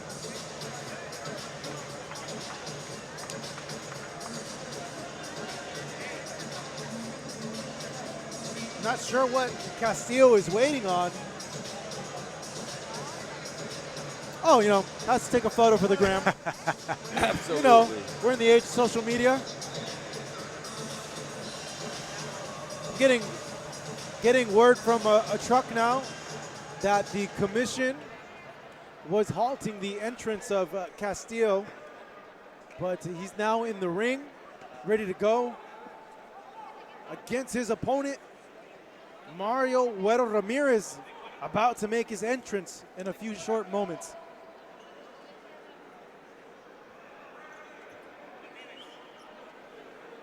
There he is, Mario Ramirez. Lives in a small town in Mexico from Camalu. Turned pro at 17. 8 months out of the ring. It's only the second time that he's fighting this year. Ramirez took time off as he didn't feel like boxing. He was feeling undisciplined and lazy. So he really took time off, and that's a really honest assessment coming from a fighter, and that's the very reason why he wasn't active in 2019. He's also a father as well, just had a kid, so he wanted to spend some time with his child as well. As he is now in the ring. Ramirez looking for the 13th win of his career. An entertaining fighter. He comes and he brings it, right, Chris? Yes, Marcos. Every time we've seen Mario Güero Ramirez, it's a good fight, man. Damas y I caballeros, like watching this Toscano kid fight. Boxing Promotions You know, he presenta puts esta on a pelea show especial every single pactada time. a 6 You know, asaltos en la edición de peso we're really not too familiar with Eric El Güero Castillo, and see what Castillo brings to the game tonight. Your 3 judges scoring this bout on ringside. Sus 3 jueces, Alejandro Rochín, Carlos de la Rocha y Jesús Hernández. And your referee for this bout, Ángel Méndez. Introducing the fighter standing in the ring corner. He wears black and white. He officially weighs in 130 pounds. Presentando ustedes en la esquina roja, con pantaloncillo color negro con blanco, con un peso de 130 libras. He stands with a professional record, a near perfect one. 9 victories, 1 defeat, and 3 of those victories coming by the fast way of knockout. Presenta un récord casi perfecto. 9 victorias, 1 derrota, y 3 de esas victorias por la vía del knockout. Representando Urban Gym, Tijuana, Baja California, ERIK, el Güero Castillo. And his opponent across the ring is standing in the blue corner, wearing red and silver. He officially weighs in the same 130 pounds. Y su rival en la esquina azul, con pantaloncillo color plata con rojo, con un peso de 129 libras. And 14 professional bouts, 12 victories, 1 defeat, 1 draw, and 4 of those victories coming by the fast way of knockout. Presenta un récord de 12 victorias, 1 derrota, 1 empate y 4 de esas victorias por la vía del knockout. El orgullo de Boristeca Boxing, Camalu, Baja California, presente, Mario Güero Ramírez. And to give us the final instructions con las indicaciones finales, su referee, Ángel Méndez.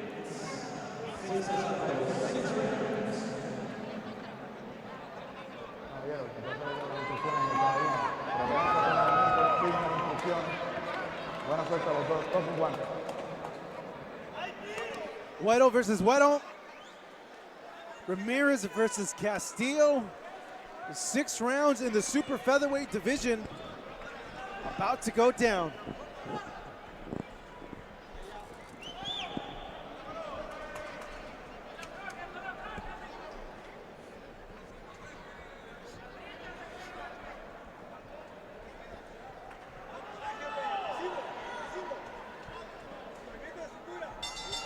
Here we go, round one underway. Ramirez in the silver trunks with red trim, taking on Castillo in the black trunks with white trim. The first time that Ramirez has stepped inside a ring since April of this year. Took some time off, was feeling lazy, unmotivated, had a child, wanted to get back in there.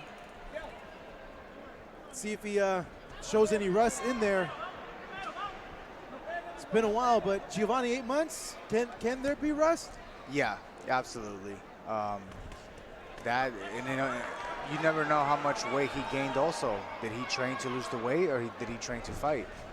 We don't know that. We'll see how he looks here. Well, he looks like the much faster fighter compared to Castillo. Both fighters now exchanging. Right. Ramirez is always going to come forward, right, Chris? That's just how he is. Yes, that's his fighting style. And what I was going to say, I'm going to play a little devil's advocate to what Giovanni said over here. I don't believe in ring rust, especially at such a young age like Ramirez. You know, 8 months is nothing, man. 8 months is nothing. Look at him. His body's still tight. He's young, you know, still recovers. You know, for our listeners over 30, you know what it's like. I don't have to say anything. Well, Ramirez said he felt it was good to get back to training. Said he was really strong in sparring, and he even said that he didn't feel any rust. And like you mentioned, at age 20, yeah, you're not gonna feel much. You know, he's a very young guy, man. He started boxing, professional boxing at a very young age. You know, and already stacked up a record of 12-1. You know, so kudos to him first off. But he could only get better, man. He could only get better, and I think the rest, the layoff helped him out a little bit. But we'll see right now, right? We'll find out. Well, it seems that Ramirez has been the one that's been initiating the action, throwing the punches. It's Castillo now obliging to engage.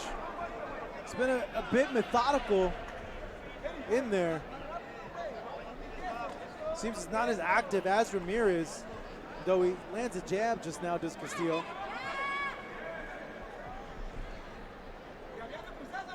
It's coming to the final 30 seconds of this round.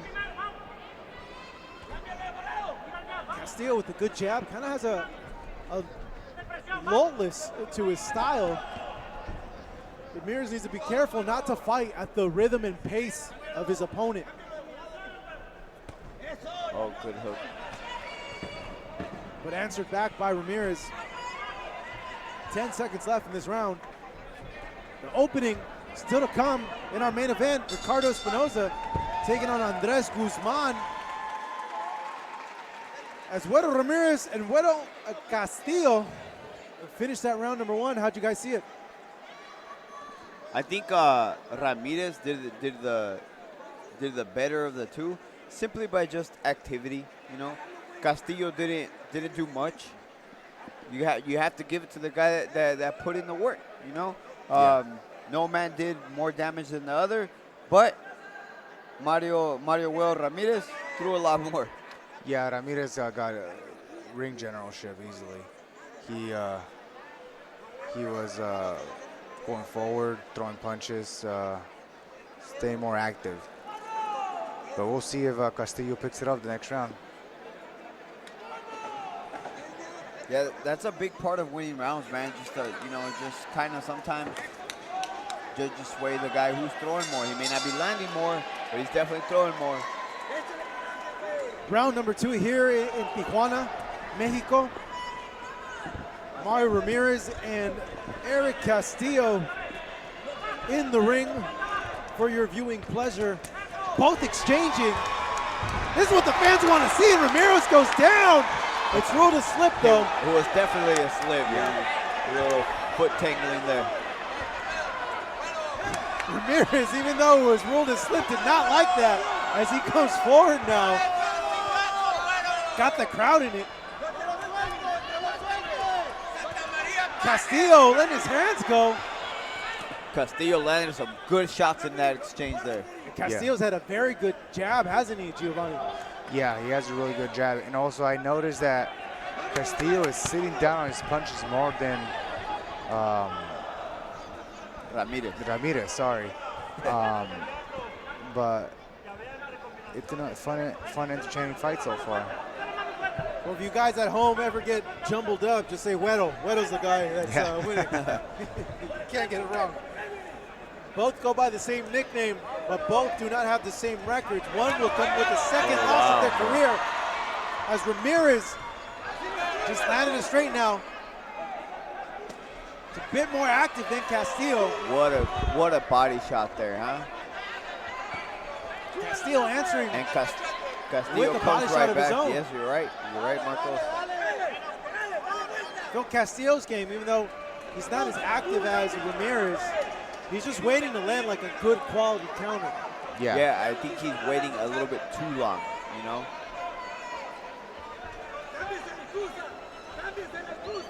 And it's something that you shouldn't do against Güero Ramirez, you know, because this guy throws, man. He just throws, and throws. And then he throws again. Well, Ramirez is wanting to take the next step up in his career. He wants to get a visa to fight in the U.S. He hasn't fought in the U.S. yet. All his fights have been here in Mexico, and he really wants to test himself against the next level of fighters in the U.S., and he's preparing for that because eventually he wants to fight for a world title. Yeah, I saw that in the interviews that were done by Global Sports Streaming. And Castillo, though, look at this. Nice. Good stuff from him. Both fighters exchanging in the pocket.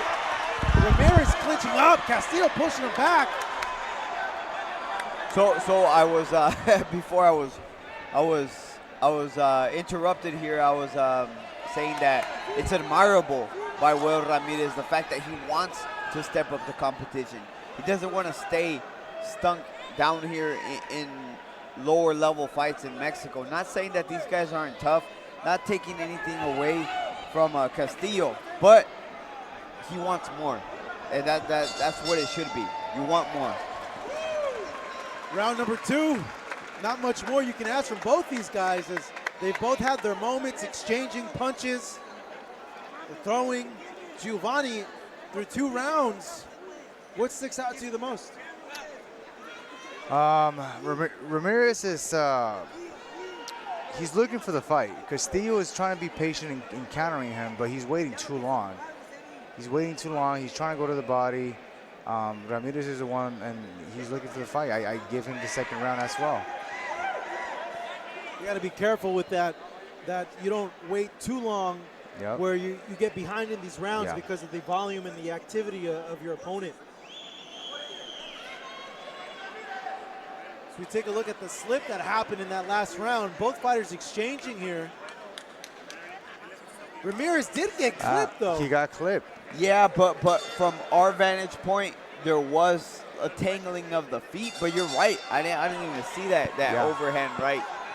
But it was a quick glancing blow. I don't think it would have put him down.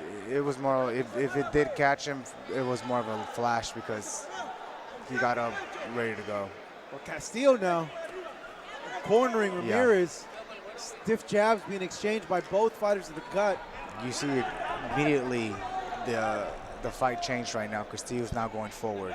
Yeah, I see the tide changing as well, Giovanni. The fact that Castillo's coming forward. And he's actually he seems a little bit stronger now. Yeah, so he does seem more stronger. We still have the rest of the round. Yeah. See, that hook right there by Ramirez was a slapping hook. There was not much power behind that. He has to throw something to keep Castillo off so he can respect his power. Yeah, we're starting to see a little bit more activity from Castillo, a little bit more movement from him as well. Might have been a thing that he's just now getting warmed up. Yeah. 3 rounds in, yeah. Sometimes that's what it takes. Oh, Ramirez, he's warmed up, fires off. Yeah. Series of punches just now. He's always with that combination punching, man. Once again, that's why we like this kid, you know?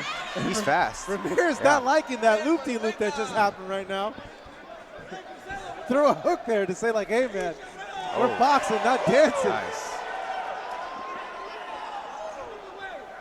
Castillo coming with the jab. That's his punch. He's going to look to score it as Ramirez is landing punches and jabs of his own. Just lands it straight just now, counters. Oh, wow. 3-punch combination. Ramirez is looking good. That time off did not work against him.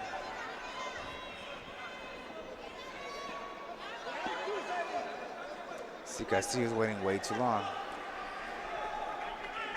See, for everyone at home, us sitting here at ringside, it's easy to say, yeah, he's waiting too long. But as soon as he lets something go, something is gonna come back from Ramirez. That's the reason why you don't throw, because you're thinking about what Ramirez is gonna do. Nice Good body shot there from Ramirez. And Ramirez throws good, solid shots. 4-punch combination just now from Ramirez. Good action in this round. Castillo countering, lands a good hook. He fouls it up. Ramirez, though, landing the more powerful shots. Yeah, I think Castillo got either a little bit off balance or maybe he was hurt by that last shot. Oh, beautiful hook. Ramirez is throwing everything in these punches. It's coming down to the final seconds of this round. It's all done for this round. It's a good round for Ramirez. It was a good round for Ramirez, and this is how you could tell, Marcos, when Castillo came back to the corner, he was upset. Yeah. He took out his mouthpiece, and he looked visibly upset. You don't do that. Yeah. I teach my kids, you never give them that mental advantage. You never let them know that you're mad, that you're frustrated. Absolutely. And all that Castillo just did right now. Why not? What happens, both you guys as fighters, when you see an opponent frustrated like that? Oh man, that makes me, if I'm tired, I'm not tired anymore. Because I just saw that he's frustrated, I just saw he's hurt.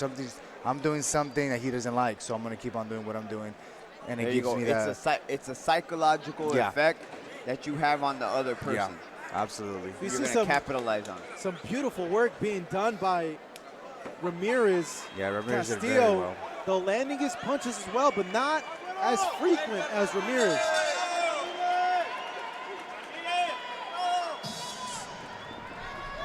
Begin round number 4 here in Tijuana. In our main event, Ricardo Espinoza taking on Andres Guzman. Well, we got a barn burner here between Ramirez and Castillo. Yeah, it looks like Castillo came out throwing more this time. Probably due to that frustration from that round number 3, knowing that he could be down on the scorecards.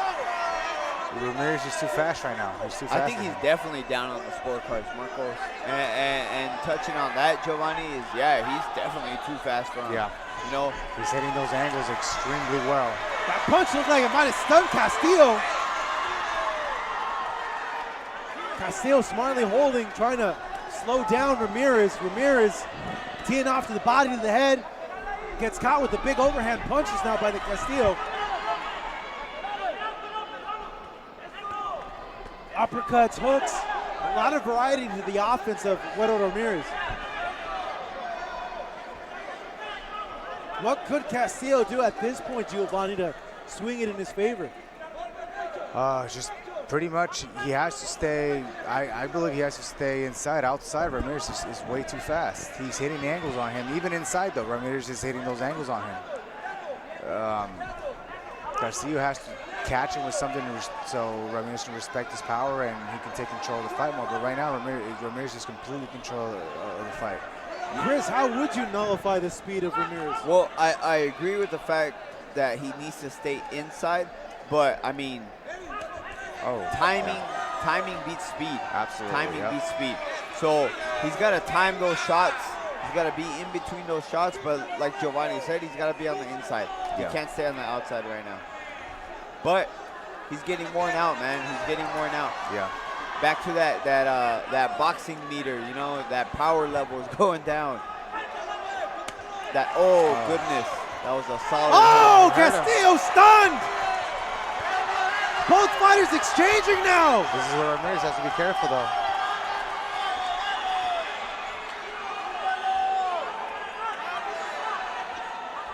Ramirez has Castillo hurt, but he has to be careful not to get countered.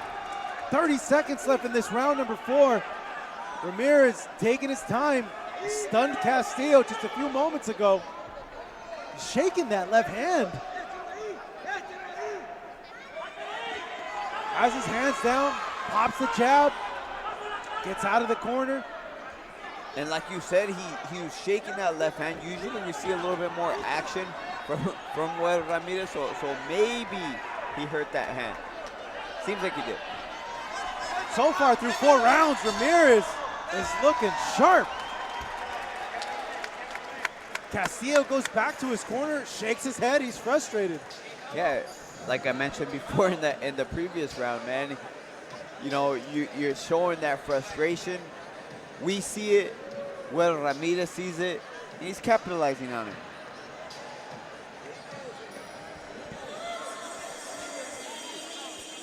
They're lifting the legs of Castillo in the corner. What does that tell you, Giovanni? He's getting tired.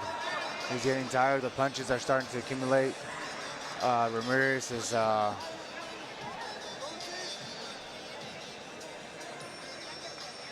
see the hook that stunned Castillo.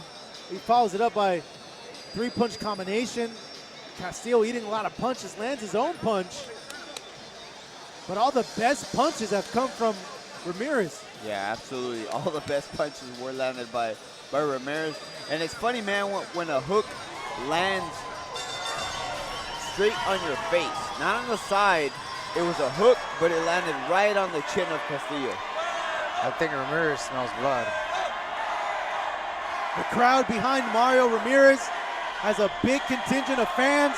Lands a 2-punch combination. It's been all him so far through the course of this fight. Castillo just absorbing a lot of punishment coming from Ramirez's way.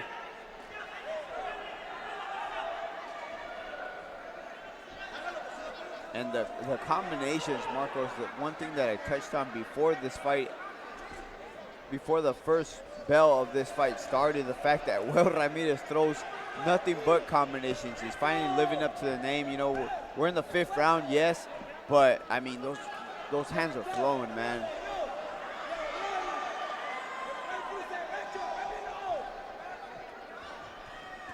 Yeah, Castillo seems to have gone back to the pace that he had in round number 1. He's being outworked here, Giovanni. Yeah. Oh. Cutting shots to the body from Ramirez. Fouls it Oh. up, eats a big hook. Wow. Oh. Now in the phone booth. Both fighters were as Ramirez takes a step back.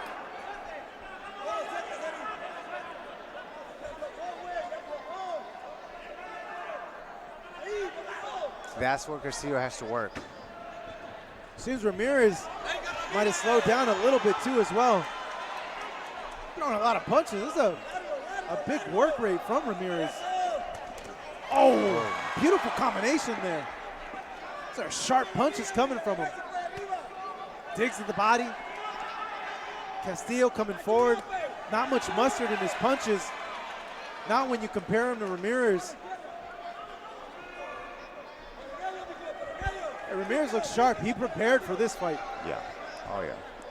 He definitely did, man. You see it in the output. He's throwing consistent shots over and over. He's moving consistently. Castillo looks lost, man. He's not out of the fight, but he looks lost. You know, Ramirez feels with dedication, with training, he can contend for a world title in these next few years.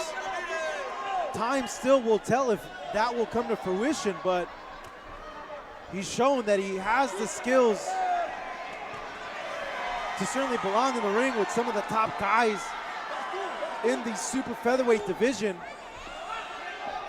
It's come to the last 10 seconds of this round. It's been Ramirez moving in and out, throwing the majority of the punches and landing the majority of the punches as the fans behind him once more.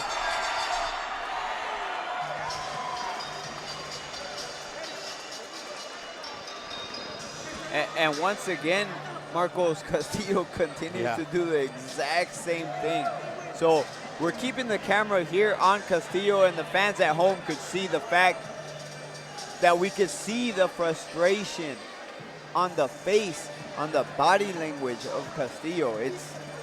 it's not a good look, to say the least, right? Yeah.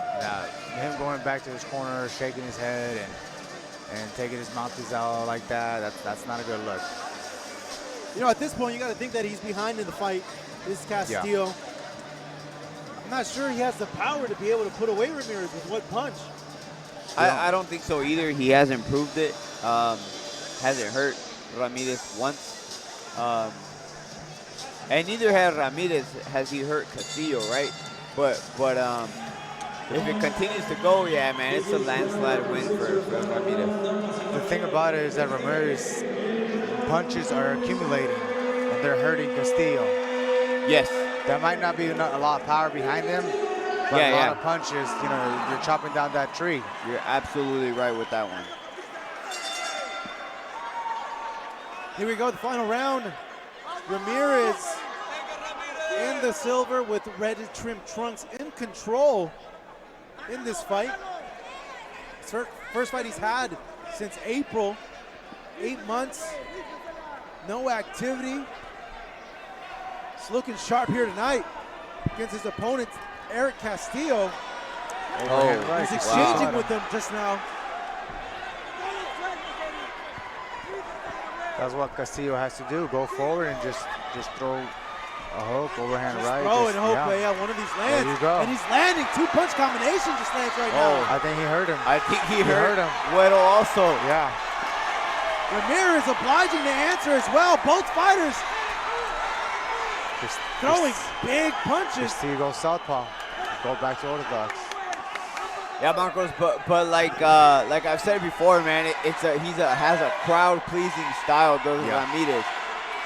He was hurt. In my opinion, he was hurt. You called it. He was hurt. What does he do? He throws more punches. Yeah. He doesn't hold. He doesn't back away. He keeps fighting back.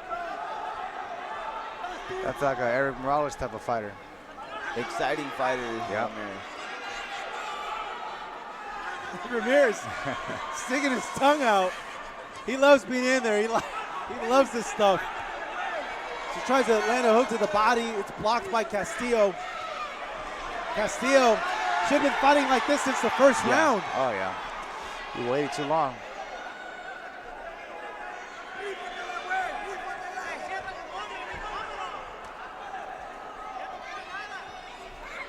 Castillo smartly tying up. Trying to get a little bit of a break. Ramirez comes forward. Gets tagged by a punch just now. Castillo, fatigue setting in. These punches are coming a bit slower now. Yeah, he's not sitting down his punches anymore. He's arm punching.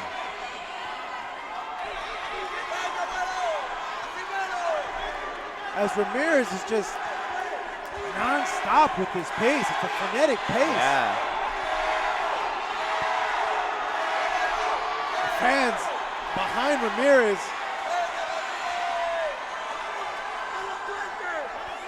Final 30 seconds of this 6th round. The final round. Castillo, let's see if he can pull something out of his pocket. Very, very gassed now. Ramirez still going, lands a sharp uppercut, follows it up by 2 punches. Digs to the body, follows it up to the head. Castillo does not like that shot, looks tired. Responds with punches of his own. We come to the end of this 6th round. What a fight, guys. Castillo, though, breathing heavily in his corner. It's a hard night of work for him. Very good fight from both men. Very good fight. You know, I think it's pretty obvious the fact that Castillo lost, but Ramirez, but still, I commend him. Great fight because he stuck in there. He tried his hardest. He tried to win this fight. He wasn't laying down, but kudos to Ramirez, the fact that he threw combination punches. He shifted his body weight. He dug in there, man, every step of the way. It was a very good fight. You know, honestly, guys, I think this is the best performance that I've seen from Ramirez of all the fights that he's had here with us on Global Sports Streaming and Boristeca Boxing and Toscano boxing. He just looked tremendously sharp, Giovanni. Yeah, he looked extremely sharp. He was fast. His angles are extremely well. He when he got caught, he fought back. He didn't hold it or anything. Sometimes that works, sometimes that doesn't, but today it did. I think the rest might have been something positive for Ramirez. You know, sometimes it's a detriment to some fighters, but I mean, I'll say it again, man. He's a young guy. He's 20 years old, man. Turning pro at 17 years old.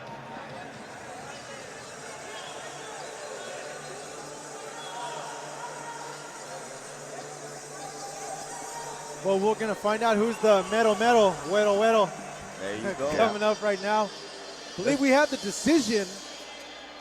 Let's take it up to Pablo Flores. Let's see who shall win this bout here between Ramirez and Castillo.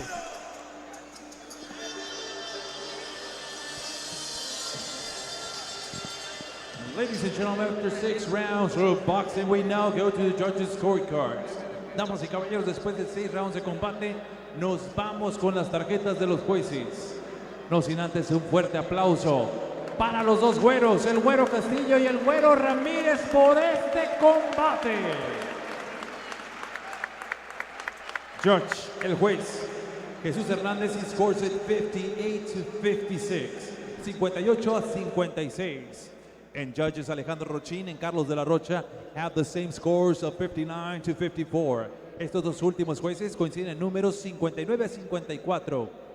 For your winner by the way of unanimous decision, su vencedor por la vía de la decisión unánime, el güero de Camalú, Mario Alberto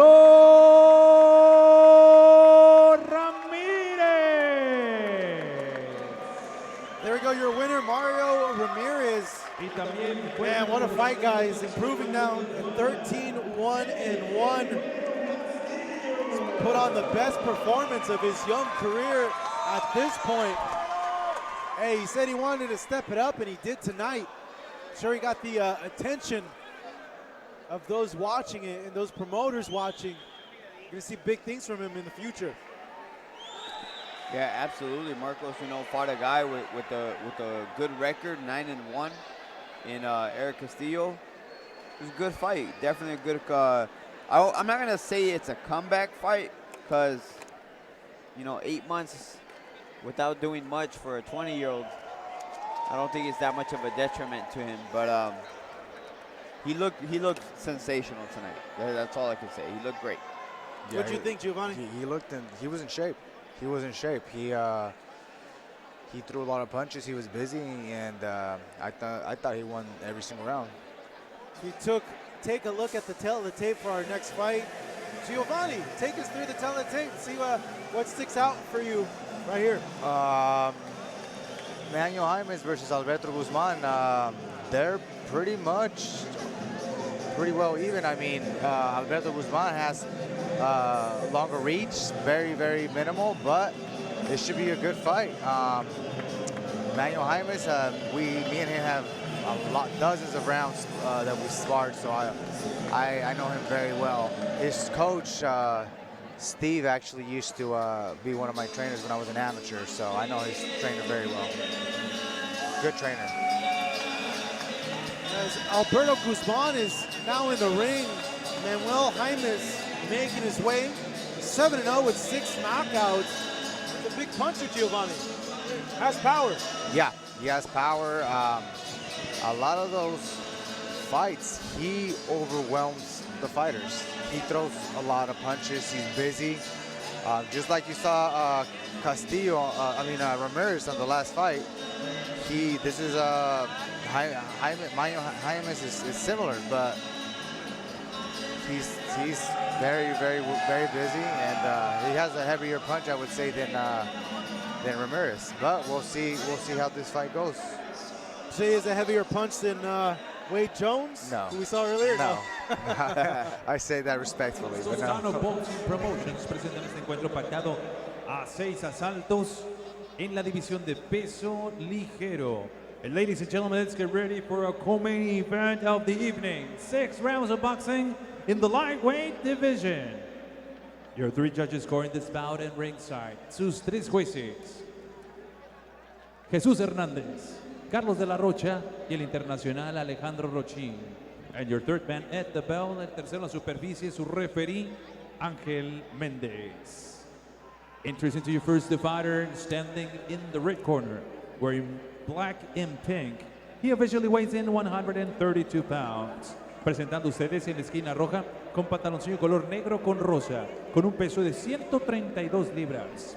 He stands professionally with a record of 3 victories, 1 defeat, and 1 victory coming by the fast way of knockout. Presenta un récord de 3 victorias, 1 derrota y 1 victoria por la vía del knockout. Representando la Cueva Boxing Gym de Tepic, Nayarit, México, Alberto Cobra Guzman. And his opponent across the ring, standing in the blue corner, wearing silver and black. He officially weighs in 133 pounds. Y su rival en la esquina azul, vistiendo pantaloncillo color plata con negro, con un peso de 133 libras. He stands with a professional record, an undefeated one. 7 victories, no defeats, and 6 of those victories coming by the fast way of knockout. Presenta un récord de 7 victorias, 0 derrotas y 6 de esas victorias por la vía del cloroformo. Representing PYHM, Stockton, California, USA, Manuel JAIMES.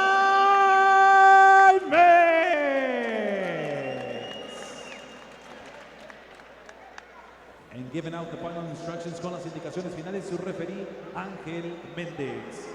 6 rounds, 6 rounds.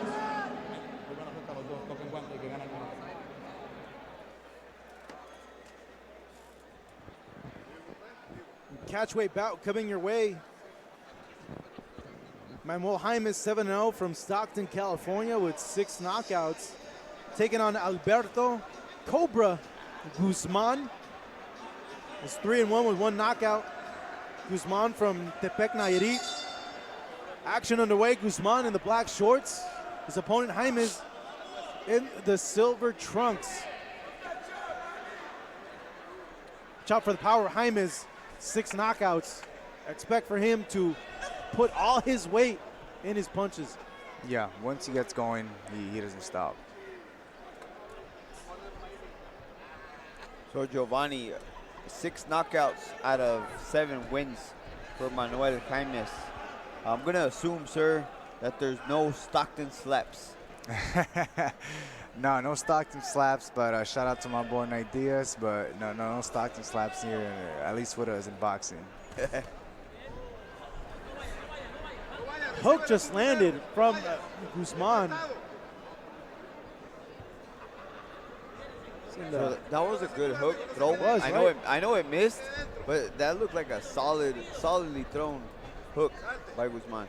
No, other fights so far have been very close. Evenly matched. Yeah. Yeah, you know what, man? I have to give credit to this promotion. You know, they're doing a good job as Toscano Boxing and just matching up guys with tough fighters. You know, we're not getting too many laydowns. Absolutely. With the exception of maybe that first fight. See, right now, there's a feeling out around. Jaime sees something, so he's taking his time. Guzman just missed with the jab, but landed partially with the straight.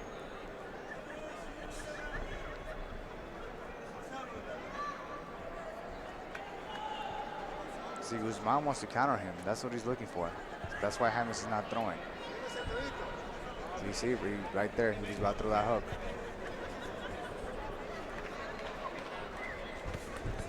Oh!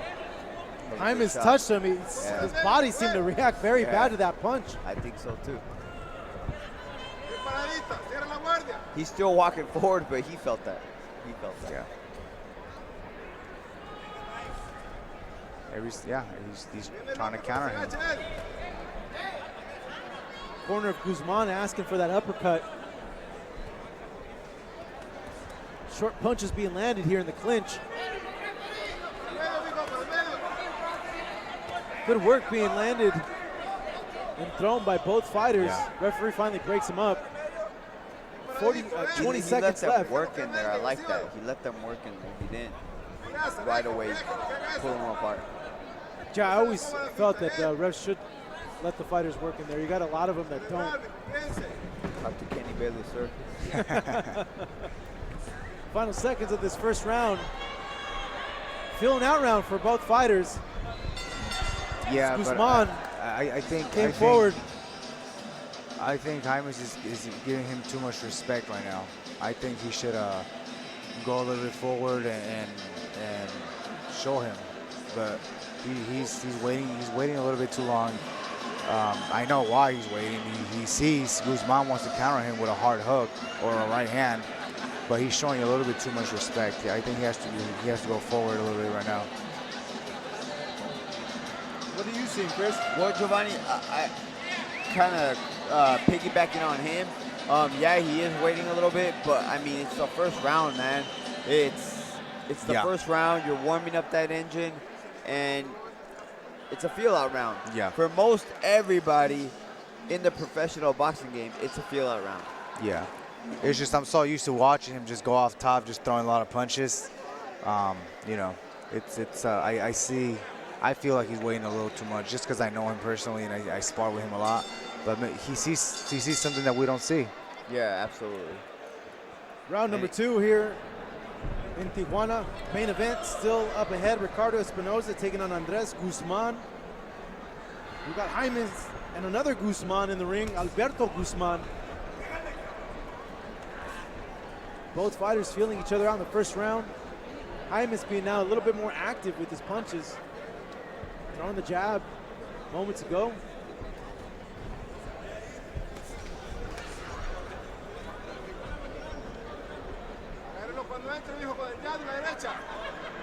Corner Guzman asking him to wait to catch Jaimes coming in.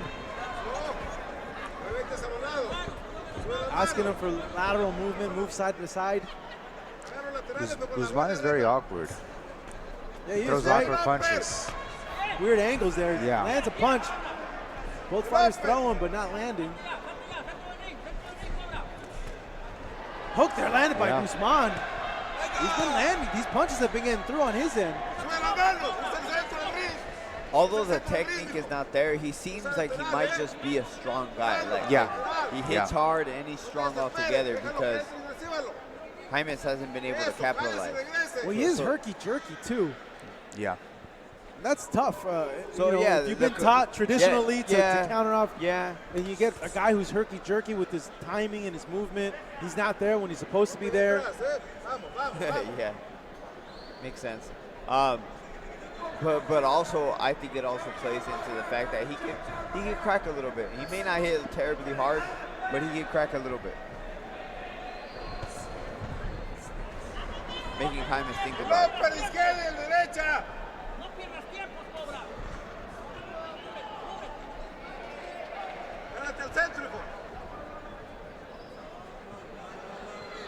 2 minutes into this round number 2, Jaimes is taking his time. Do you think he's a bit perplexed, Giovanni? Like I said, I think he sees something in that we don't see, and I think it's a counter punching because Guzman is waiting for him, Jaimes to throw something so he can counter him. But I don't know. We'll see right now what happens. Ooh, big shot there landed by Guzman. Haymaker finds its mark on the chin of Jaimes. Yeah, when you fight a fighter like Guzman, it's very hard to time because there's not much technique there, but he's kind of like throwing crazy windmills. It's been a good round for Guzman at this point. Yeah, I think I have him winning this round, man.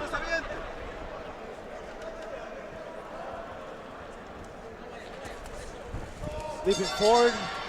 And even there, he got the better of the exchange at the end of the round. Yeah. Now, Jaimes could be trying to get his timing, get his rhythm to see, you know, what he can throw there. Yeah, but we're already gonna go in the third round, so Jaimes has to close that gap. He has to go forward. He has to get that respect from Guzman. It's hard to time those type of punches from Guzman because you don't see them. They're very unorthodox punches. So those are the ones you don't see that can hurt you. So I at the same time, I know what Jaimes is doing, what he's doing. He's being very cautious, but he has to step it up a little bit right now. You're Jaimes, Chris, and you're in that corner. You're talking to him. What are you telling him? Very similar to what Giovanni just said. You know, you have to pick it up a little bit. But it easier said than done, man. When you have a guy who's moving around, throwing shots from different angles, it's very difficult, man. It's very difficult just to catch his timing because you're used to having a guy throwing a 1-2 down the pipe and not moving in a crazy weird angle before throwing a 1 and overhand right, you know, which is what Guzman is doing right now. Yeah, I think Jaimes should double up his jab.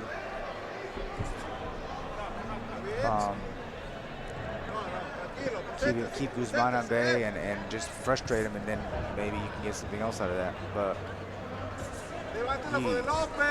he's throwing too much 1-2s, and I think maybe doubling up the jab or something. That's a nice body shot. So to piggyback on that, Giovanni, I think fundamentals kills a style like Guzman. Yeah, you know, absolutely. So fundamentals. But once again, easier said than done. Oh yeah, absolutely. But it could also work against him too, you know, because he's not in the places he's supposed to be at. Yeah. But I mean, if you get those shots off quick, especially that jab, wherever he's moving, you're gonna hit that bolt. You know, I think it's starting to work now for him. Yeah, he's stepping this it up. round is looking a little better.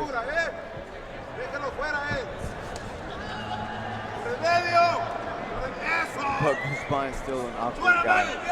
Jaimes just landed a quick right on the inside of the clinch. Guzman very good on his feet. Good movement from him.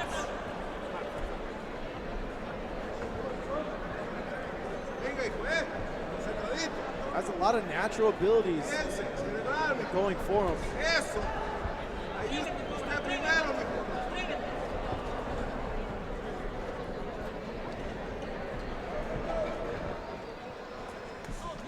So he throws a lead. Yeah, he's herky-jerky like Naseem Hamed, who was also extremely herky-jerky. Not comparing the two, but I'm just saying very awkward. Similar. Yeah, you can't, Marcos. Yeah. The great Naseem Hamed. Yeah, the guy was a beast. Yeah. That guy looked at your chin and you fell. It seems there's some steam coming out of. There's not much that steam on Guzman punches. There's not much steam on them no more. Maybe he's getting tired, or I'm not sure. But Jaimes is doing good this round. He's staying busy. There goes Guzman again with that lead power jab. Yeah. Very awkward punch. You're not used to seeing a punch being thrown like a straight. 10 seconds of this round.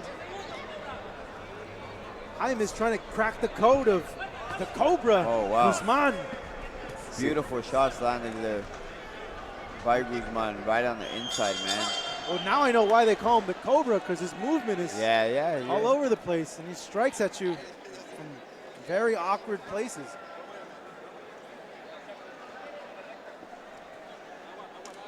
But right there towards the end, Guzman landed like 2 good body shots that yeah, sometimes judges see that. They'll give. Sometimes you steal the round like that. Well, we're right under the ring, and we could hear them. Yeah. You know, they sound good.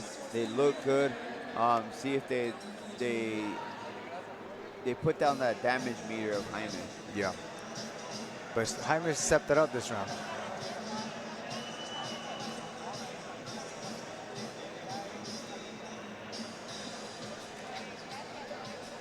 You see some really good stuff on the inside from both Jaimes and Guzman.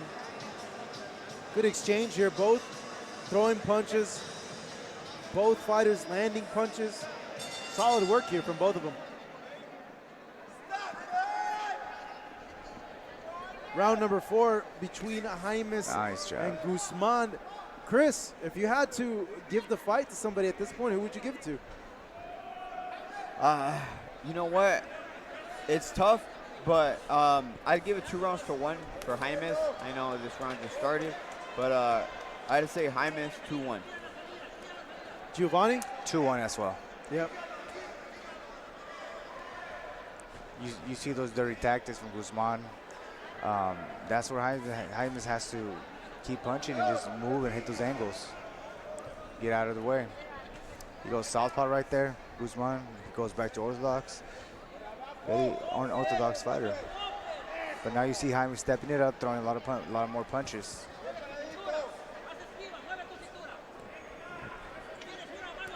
Oh, no, nice body shot. Body shot.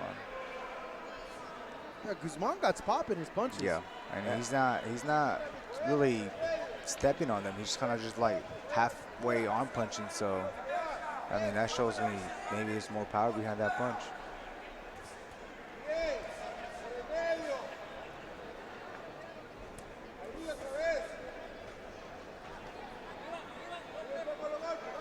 Ref breaking him up.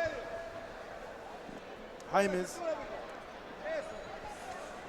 See if he could start building momentum here. Guys mentioned that the fight you felt was 2-1 to his favor, but you know, it could be the other way around too. Yeah. I'm gonna say it's highly unlikely, Marcos. I don't think Guzman did enough, but I don't know. I'll just disagree. Cordially disagree. Wild punch just now from Guzman. But I think I'm giving this round to Guzman as well, man. Like he's just doing more work. He's not doing the better work. He's simply doing more work. Yeah, Guzman keeps on hitting Jaimes behind the head. I think if he keeps that up, he might get a point deducted. He just got warned right now by the ref.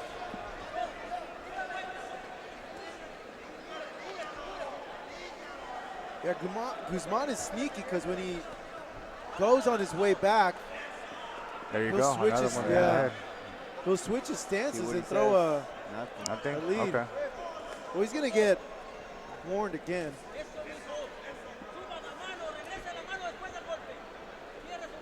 There's 10 seconds left in this round number 4. Looks like Jaimes is starting to figure out Guzman. Yeah, he's getting more busy. He figured him out.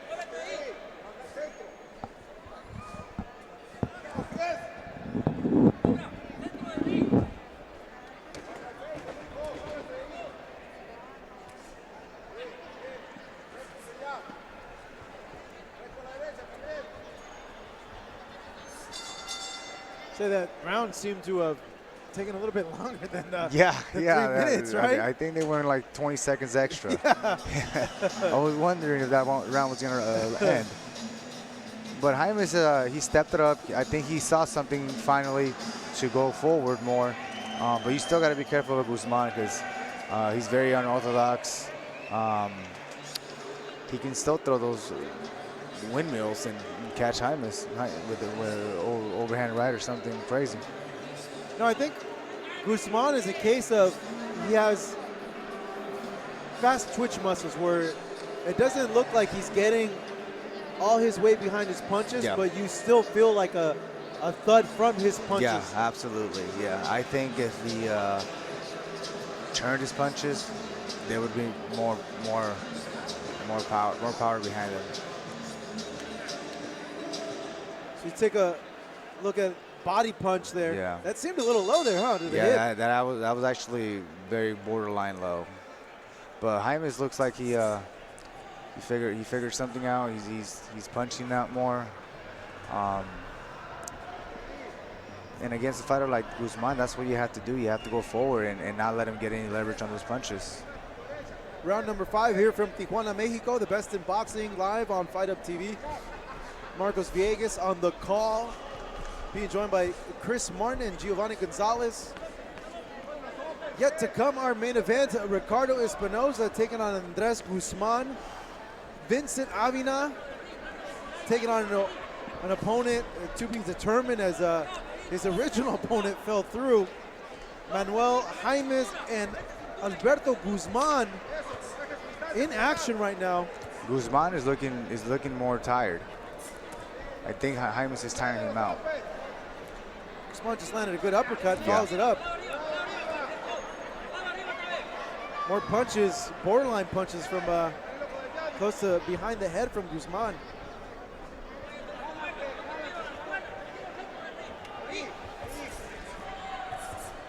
Punches being blocked or slipped by Guzman. Now, how do you prepare for a guy like this in the gym? You can't really, huh? You can't. It's hard. You can't. I mean, yeah, fighters like these, you can't really prepare for them. Just be in shape, and Jaimes is always in shape. But a fighter like Guzman, you just have to figure him out as to go, adjust during the fight.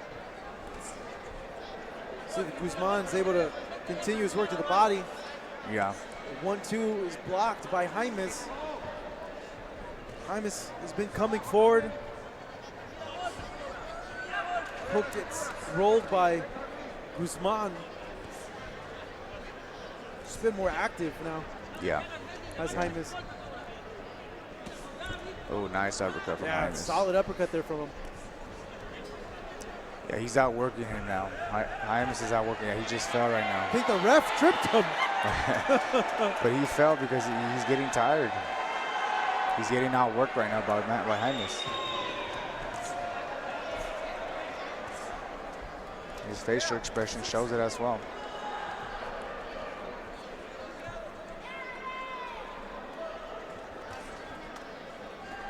Oh, big shot nice. there from He heard Jaimes. it. Oh, he's down. Yep. Guzman down in round number 5. And that was because of all those punches, all those accumulative punches. He chopped that tree down. Guzman was doing good. It's all over. The fight's waved off. Yep. Manuel Jaimes gets the knockout win here in Tijuana. Man, out of nowhere. Yeah. Hey, you weren't kidding about that power. I know. Hey, he went forward.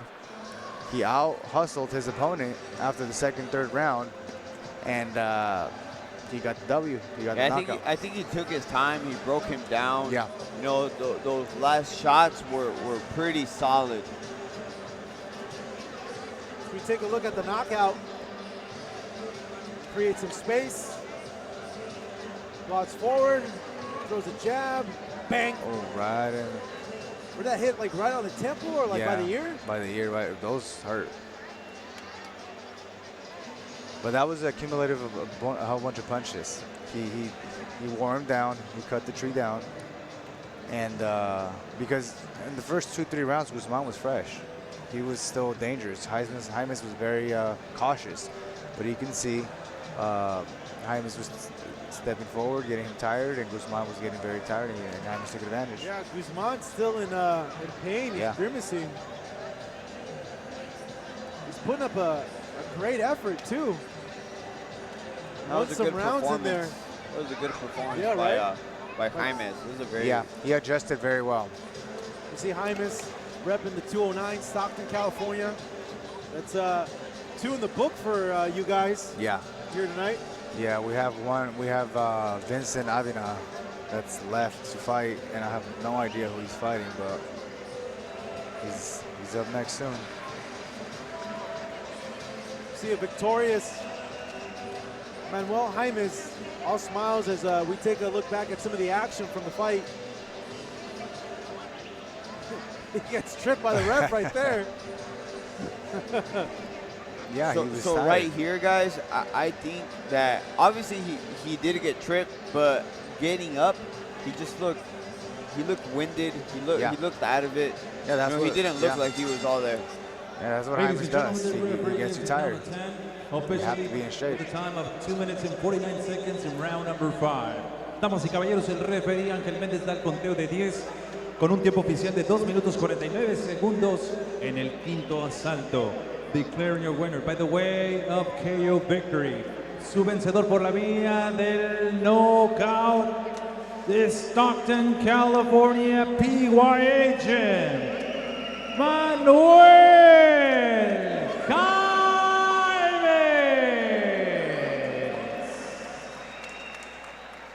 Y también un fuerte reconocimiento para su rival de Tepic, Nayarit, Alberto Cobra Guzman. Manuel Jaimes now improving his record to 8-0 with 7 knockouts. Gets a big knockout win in round number 5 against a very awkward Alberto Guzman, who was winning a few rounds in that fight. I felt it was a very back and forth fight between them. Yeah, it could have been close in some of the judges' cards. But like I said, Jaimes gets you tired. You have to be in shape when you fight this kid.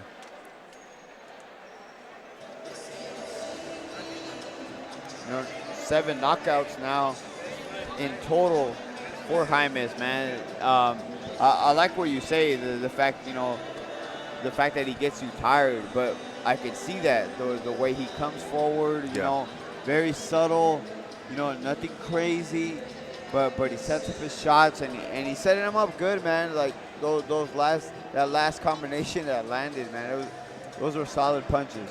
Yeah, he outworked his opponent. He got him tired, and he got the W.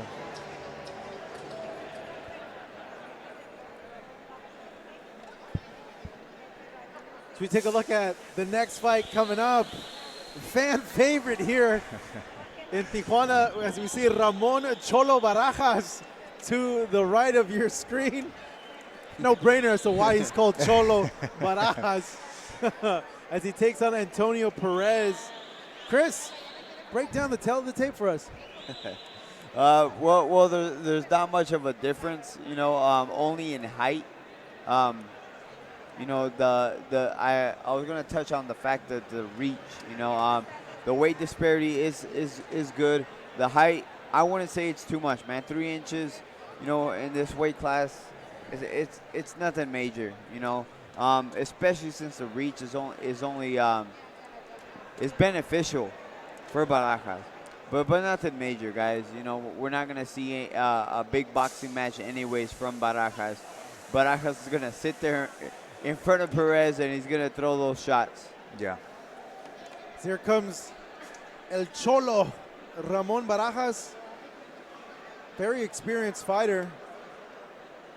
Has a 12-19 record with only 5 knockouts, but has a heck of a lot of experience, but so does his opponent in Antonio Ricky PEREZ. 26 total fights, but Barajas, being the more experienced fighter, comes out with no music. I like it. You like it? I like it. I think it kills the mood. Nah. Nah? The homie, look, El Cholo, I already got a nickname for him. The homie Silent. You know what, man? We've seen him before, Marcos. I like his style. He comes forward. He comes to fight. You know, 12-19. Yeah, it's not a good record, but you know the reason why they pick him for Antonio Ricky PEREZ is he's gonna put on a good fight. You know, he's not gonna come in here and lay down. You know, at least of what we've seen from Barajas. As we see the young Antonio Ricky PEREZ, only 22, has fought consistently since he turned pro at 19 years old. He's extremely motivated to look good in front of a hometown crowd here. Coming into this fight with a 69% knockout percentage. At 23-3, PEREZ feels that he's ready for a world title shot. So let's see what he has here in this fight.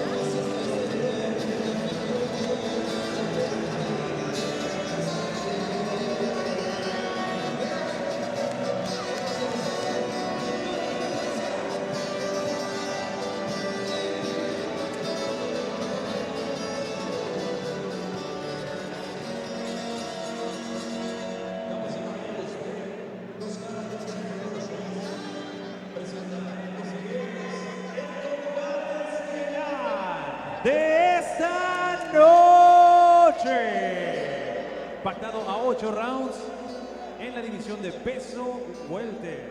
Ladies and gentlemen, welcome to our main event of the evening. 8 rounds of boxing in the welterweight division. Your 3 judges scoring this bout in ringside. Sus 3 jueces. Carlos de la Rocha, Jesús Hernández y Alejandro Rochín. And your referee in charge of the action from Puerto Rico, Ángel Méndez. Ahora bien, damas y caballeros que nos siguen a través de la señal de VIP, The Best in Boxing. Y los presentes, estamos en vivo desde el Auditorio Municipal Fausto Gutiérrez Moreno, desde la frontera más visitada del mundo, la coqueta Tijuana, Baja California, México. ¡Ajusten sus cinturones!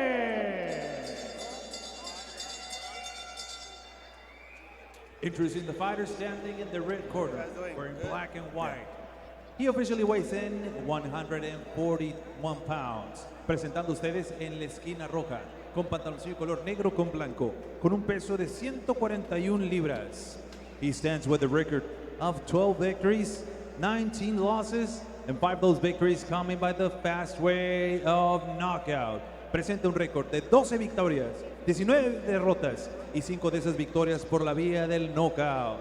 Representando al barrio 2 de octubre, Tepic, Nayarit, Ramón, el Cholo Barajas.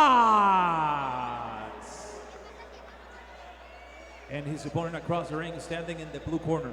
He wears white and silver. He officially weighs in 149 pounds. Y su rival en la esquina azul, vistiendo pantaloncillo color blanco con plata, con un peso de 149 libras. In 26 professional bouts, he stands 23 victories against 3 losses and 18 of those big wins coming by the fast way of knockout. Presenta un récord de 23 victorias, 3 derrotas y 18 de esas victorias por la vía del knockout. Damas y caballeros, representando al gimnasio Morán Lambarena de Tijuana, Baja California, aquí está Jesús Ricky Pérez.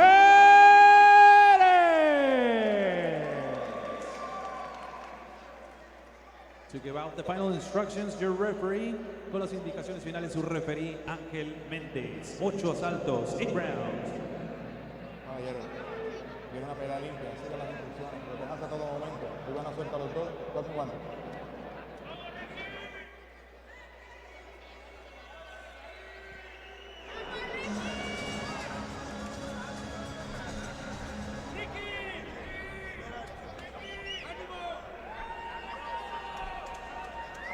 Our co-main event headed your way. Antonio Ricky Perez taking on Ramon Barajas. Perez feels he could challenge for a world title at this point, coming in with the 23-3 record with 18 knockouts. Usually fights at welterweight. This fight at a catchweight. Barajas weighing in at 141. Terrible guy is Barajas. Let's see what this fight unfolds. Oh. Already big heavy shot being landed by Perez to the body.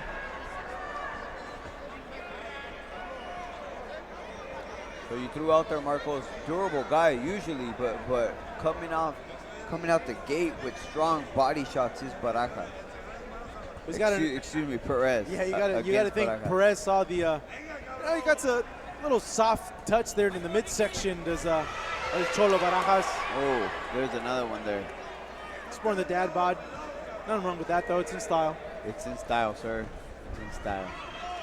Our very own Chris Martin sporting the dad bod. Thanks, man.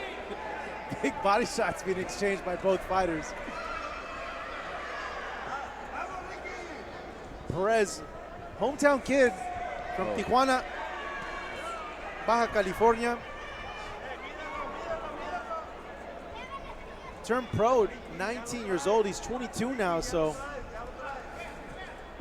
very young kid, but has amassed a lot of fights in that 3-year period. It's a good amount of fights to get under your record in 3 years. Yeah, absolutely. I was thinking that right now. That's a lot of fights in 3 years. 26 fights. Oh, goodness. You know what, man? That's a lot of fights, man. You know who he reminds me of a bit, guys, as well? He's a big frame guy. He reminds me a bit, frame-wise, to Kevin Torres. Yeah, big guy. Yeah, we've seen Kevin Torres here and commentating here with us as well. Yeah. Barajas able to hold his own so far in this first round. Got to bet that he's going to use every bit of that experience that he has in those over 30 fights that he has in his career. Lands a good counter shot there. And you see it as far as the experience-wise, the way he moves his head, the way he takes away shots, like there. Barajas is holding his own right now.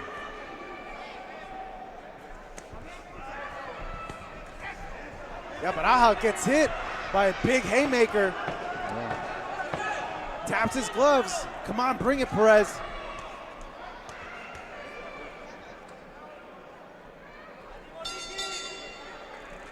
It's funny, a lot of the guys that are watching our stream right now, thank you so much for watching us, and they're commenting if Barajas isn't careful, or Cholo can go YOLO and go to the ground, because at times he's letting his hands down. Hey, so I was going to touch on that prior to the fight starting, is the fact that that's how he fights. He fights like a Cholo. Yeah. There's really not much of a style to him. The guy just fights, you know. And look, man, I've been boxing for 19 years. I love boxing. I love the sweet science. But then I also like when guys brawl like this. Yeah. See a good exchange there from both Barajas and Antonio Ricky Perez.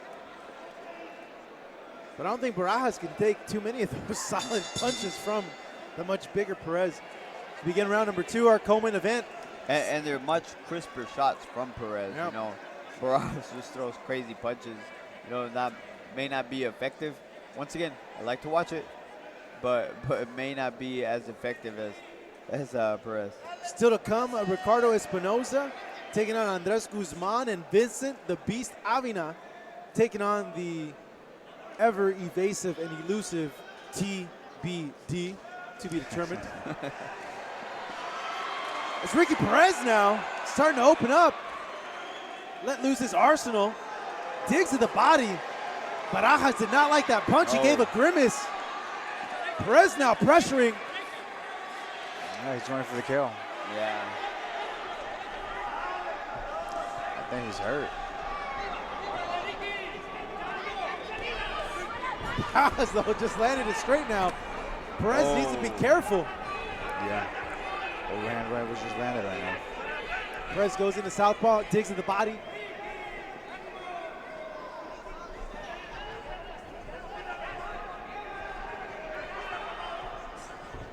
Good lead right hand from him.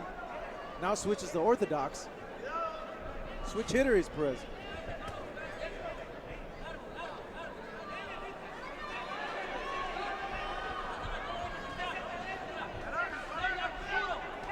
Barajas eats another punch to the body. Perez complaining about a headbutt.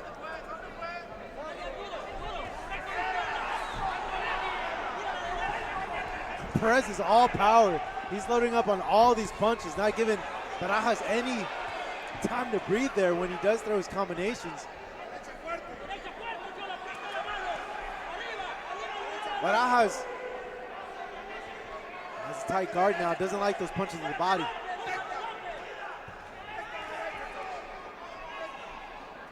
Big punch that just missed moments ago from Barajas.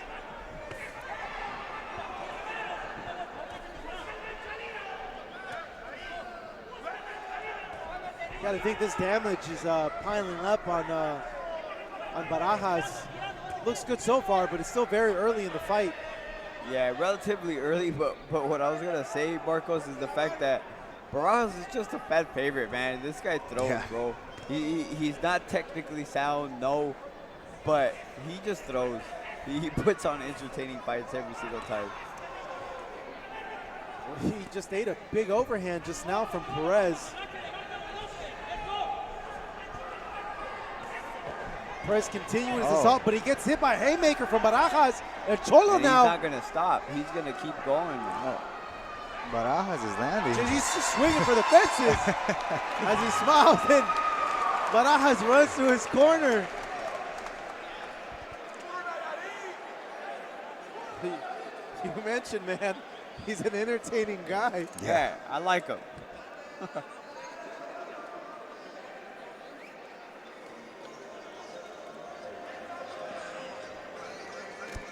So we take a look back at that exchange. Barajas just coming in.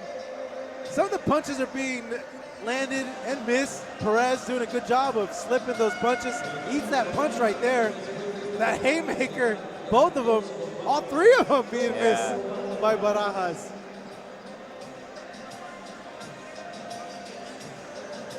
Some good defense being shown there in that replay from PEREZ.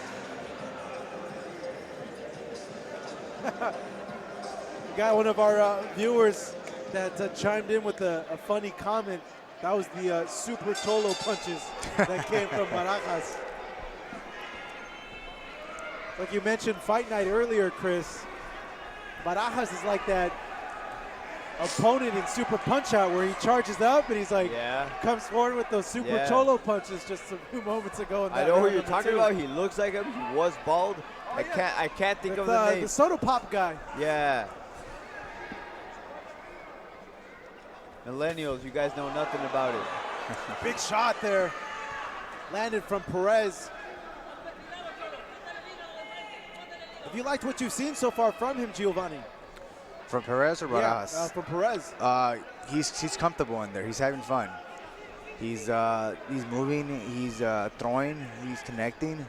I would like for him not to get hit so much by Barajas because I don't think he should be getting hit by Barajas at all, to be honest. But he's doing good. Four-punch combination just landed moments ago from PEREZ. PEREZ, do you feel Chris is just loading up a little bit too much in his punches?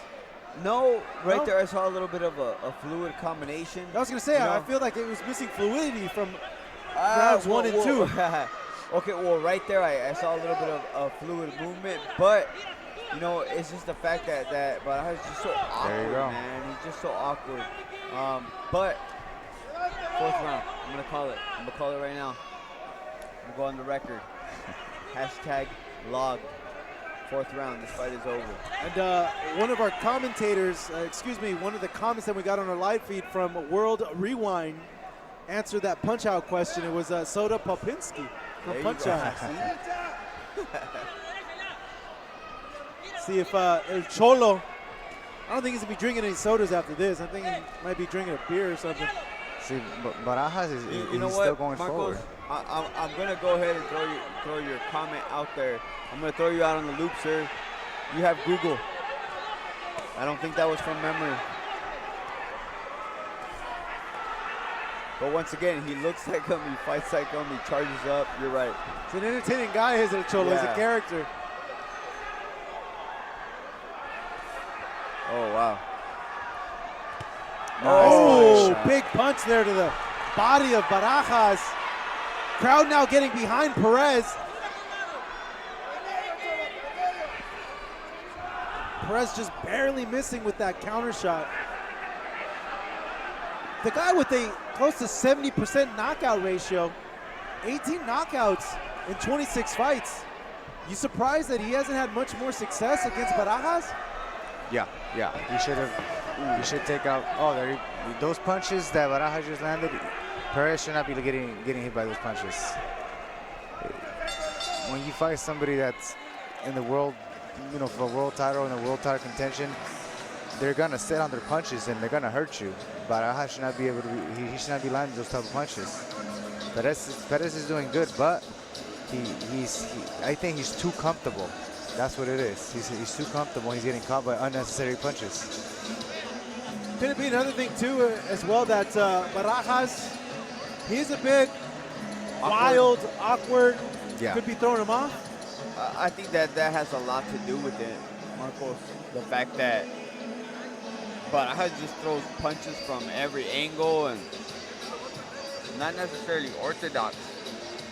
So you can't adjust to that, man. You can't prepare for that. Excuse me, that was my word. You take a look back at the action. Big haymaker there from El Cholo. Some of the punches landing, some of them are not. Certainly not leaning like a Cholo with his punches. He's putting some mustard behind them. Yeah. As we begin this round, and Barajas coming forward just now, missing those punches. Looks at the ref for a low blow. So I did call this round, but I still see Barajas hanging in there, man. Yeah, Barajas has a lot of life still left in him. I'm going to stick by my prediction, sir. Perez charging forward. It's been Barajas, Yeah. the more active fighter so far to begin this round number 4. What a shot. Big shots now being landed by Perez. Both fighters exchanging. And just like that, a little Barajas time to hurt. breathe for Barajas, Oh, trying to get some goodness. space, trying to get Perez away from him. Perez digging to the body. Ooh, that's not going to be a pretty sight tomorrow morning when he's in the bathroom.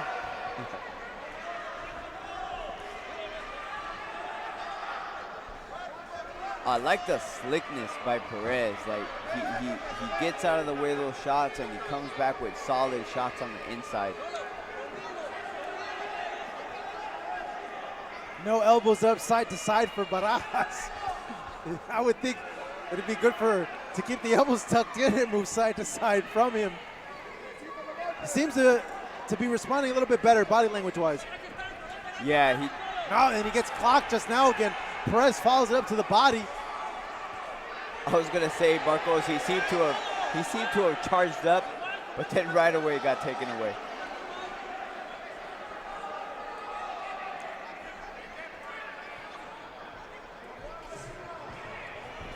Oh. Perez could be onto something. Barajas looking tired. These punches are not as snappy as they were before. Throwing low now, is he? That was slightly low, I believe. Gets hit to the temple just now. Goes to the corner. Perez all over him. Oh. Not giving Barajas any chance to breathe. Barajas needs a hold, and he smartly does. Perez needs to take a step back and sit down on those punches and then finish to the body. I think right now the most effective thing is the fact that he is throwing to the body, Giovanni. Yeah. You're right. Because when Barajas throws, he's leaving his body wide open. Well, for a guy with the knockout power of Perez, Barajas has been able to take these punches. Though they have bothered him, they have hurt him, they haven't put him out yet. Oh.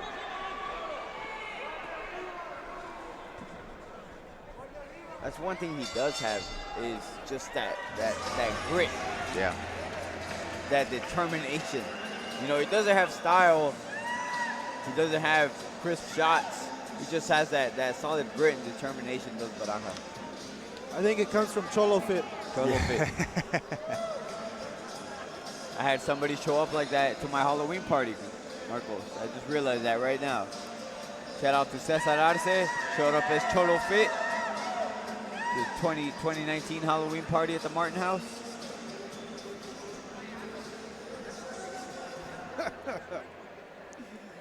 This has been a funny night of action. Great fight so far. Still in our main event. We await Ricardo Espinoza to take on Andres Guzman.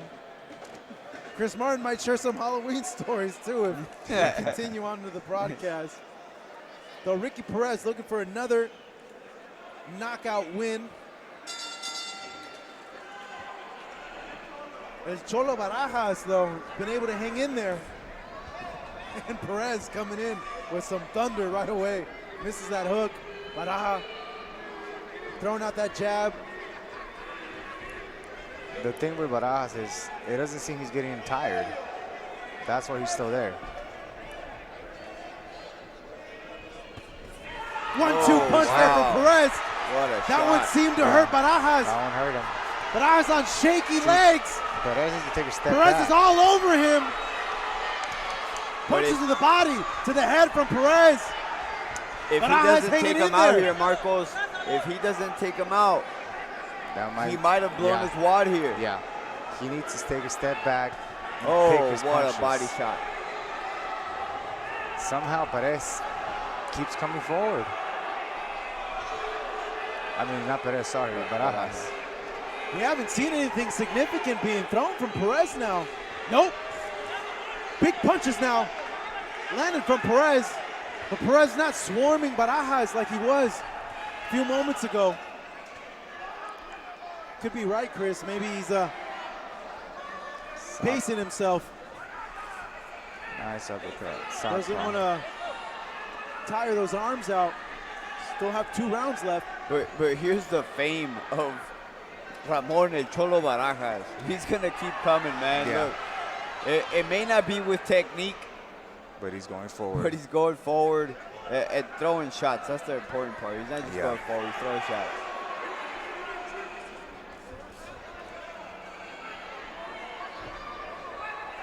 Barajas is a very experienced guy. He's been very smart in there. That was a good uppercut from Barajas, but he missed it. Trying to time him up to that body shot from Perez. And Barajas comes in with the jab, goes sloppy. He's coming in there, getting on the inside. Perez continues into the body, makes it up to the top. Oh, Barajas with a good straight.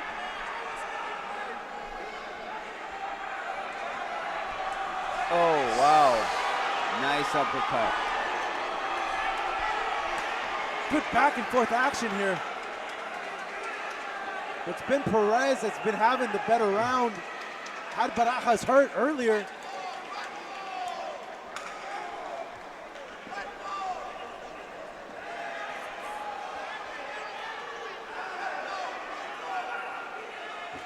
As Barajas looks like he's going to get out of this round. Oh.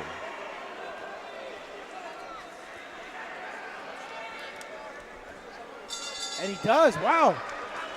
And he runs back to his corner. Perez just gave an a energy burst there. Perez just gave a look at Barajas like, how are you still standing? It's because the whole hood's watching. Yeah. There you go. Good point, Vato. Man, his tenacity, I admire it. Barajas, he's there, man. He's always there. That's why he's a fan favorite.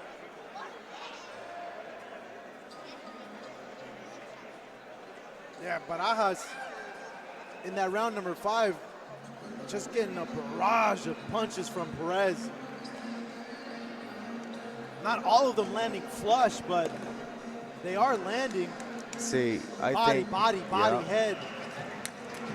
Perez needs to take a step back, sit down on his punches, and finish to the body.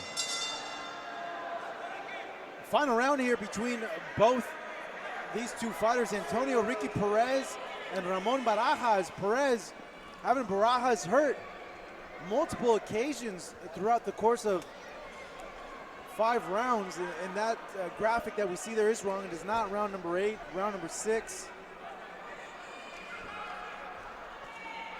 Barajas throwing punches very, very slow now. Fatigue starting to settle in now. I think there was a headbutt just now. Oh, nice body Perez shot from continues to Perez. go to the body.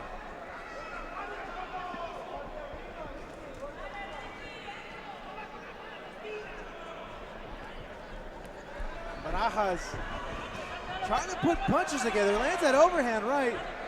Needs to do it for the homies. Needs to put on a good showing. Oh. Just a second too slow with some of these punches as Barajas. Yeah. But even if he lands it, I don't think there's too much steam behind it. It's more of a slap. Oh, right in the belly button. Doesn't see in the face Barajas at all. Now Barajas, it seems like he's got new life into him. He seems a bit more energetic.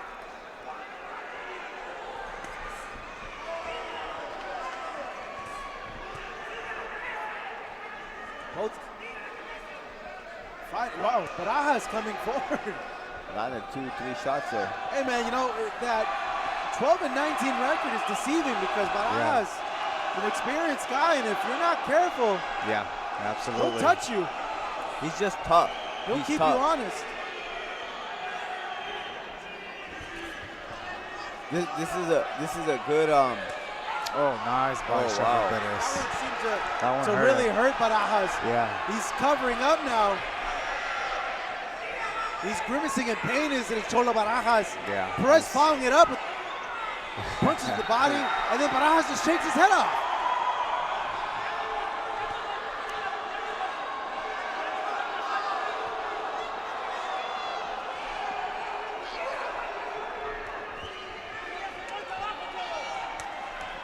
It comes to a point where some guys, you just can't get out there. They're just, whatever you throw at them, you just can't get them out. So much for my prediction for round 4. Oh yeah, you're terrible at this stuff. Yeah. Chris, come on now, dog. Thanks for throwing that out there. Hey, that said, I picked the first fight against Andy Ruiz and Joshua, but guess what I said for the second fight? I said Andy Ruiz is gonna win a lopsided decision. And you were but wrong. I misspelled Andy Ruiz. I misspelled Anthony Joshua, excuse me. I misspelled it. So you come to the end of this round, and excuse me, I had said earlier in the round that that was the final round. It is not. Excuse me, I'm confused again. I'm getting mixed directions here. See what you're doing to me, Chris? That actually, I was correct the first time. 8 rounds. Really? It's because I saw the scorecards being turned in to the judges, or excuse me, to the ref, but he was just collecting them from that round. This is an 8-round fight, 7th round coming up. Ramon Barajas, tough customer. They make him tough out here in Mexico. I taking think a lot of punishment from Ricky Perez. I Body think shots. Perez might get the stoppage in this next round. He could be. I mean, Barajas is very wearing well down. conditioned. He is wearing down, but He's he's wearing still down, but well conditioned. He's game, man.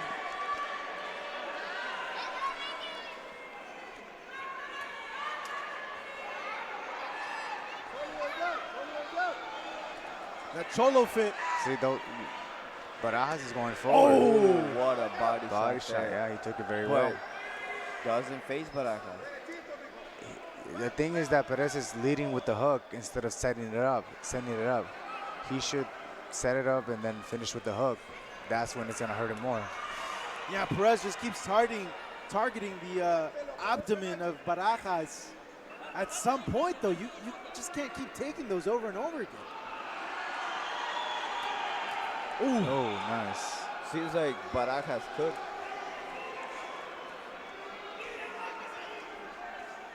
Oh, those type of punches, that's good for Barajas, but Perez, he should not be getting hit by those punches. Perez was thinking this was going to be a walk in the park. He was very, very mistaken. As Barajas is making him earn that money here tonight in our co-main event. Still to come, Ricardo Espinoza against Andres Guzman and Vincent the Beast Avina. El Cholo Barajas has taken everything that Perez has thrown at him, and still at times is the one that's coming forward. Misses that combination, but digs at the body of Perez.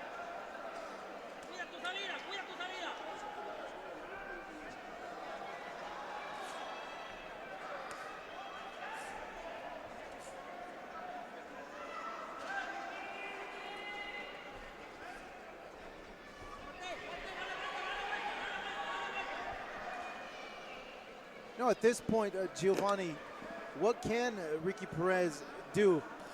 You have an opponent in front of you that looks like he's able to take your best punch. Looks like you're not going to be able to get him out of there. What do you do? Ooh, that looked like that punch. Was a low blow. That was low. That was pretty low. But back to your question, I would set it up with a left hook at the end up to the body. He's not setting up his punch. He's just throwing a lead left hook, and Barajas sees it, so he's able to prepare for it. No, Chris, does it mess with you when you have a guy like Barajas in there that's able to take your best punch as a fighter? Psychologically, slightly, you know, he's able to take those shots, is Barajas, but I mean, he's winning every round by a landslide, is PEREZ. Yeah. So you can't say much, you know. You see the end of round number 7. Every time we see, look, Ramon and Cholo Barajas is standing and looking at PEREZ. Yeah. He looks tired, but his spirit is His still spirit, there. yeah, he's just, I don't know, man. He's just a tough guy. Must run a ton, put in that road work, because every time we've seen him, Marcos, he never gets tired. Yeah, Barajas is doing very well. He's hanging in.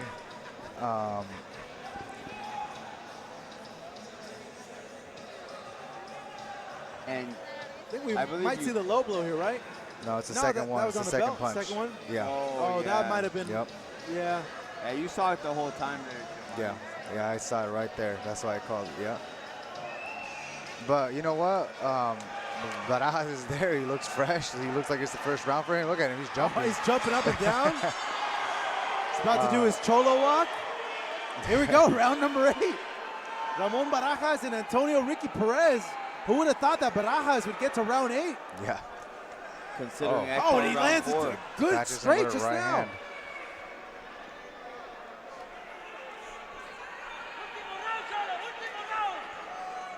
And Barajas, his Yeah, catches him. There might not be a lot of steam behind those punches, but you know what? They're landing. Yeah. They're landing. But those series of punches there might have given Barajas a lot of confidence that PEREZ does not want to give to his opponent. Doesn't matter how hard of a punch you can take. It doesn't take much to put you out. That chin can only take so much. Yeah.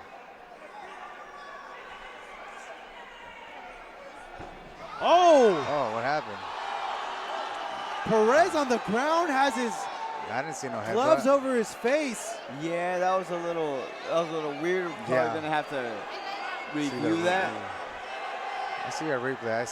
His head was down, so I don't know what happened. Blood there. coming out of the nose of PEREZ now. Maybe an elbow. Maybe, yeah.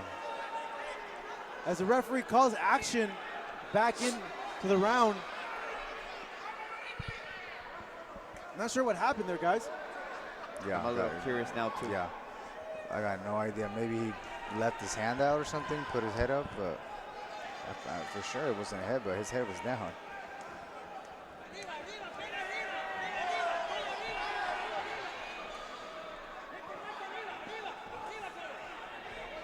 It doesn't seem to have affected Ricky PEREZ at all. It's Cholo getting fired up now, touching his gloves.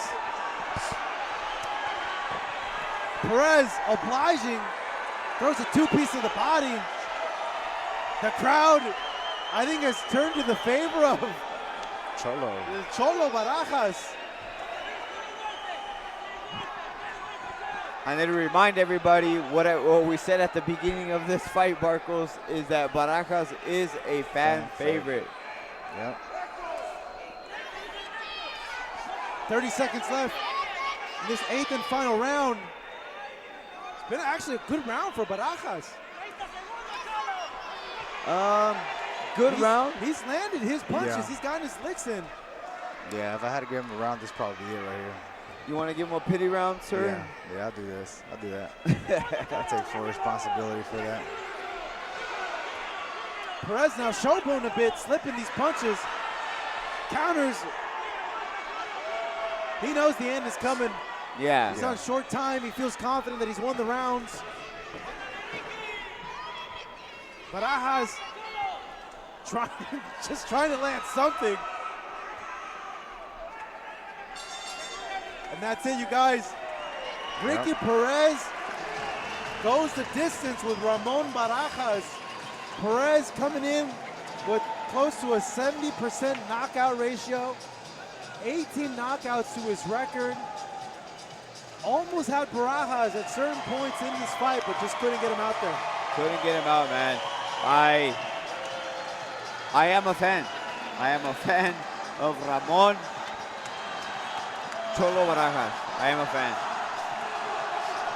And the crowd here and the crowd is a fan is as cheering well. for Barajas. And Barajas also getting a lot of love in our comment section right now from our live nice, broadcast. man. Well deserved. Yeah. Good job, people. Well deserved. He's getting a community orale from everybody. Yeah, Barajas. So we're going to get a replay now to see as to why Antonio Perez had his hands over his head during the fight. I think the truck's going to give us a look as to what happened. Didn't really see anything there. I don't see anything there. Not sure if we could slow down that replay.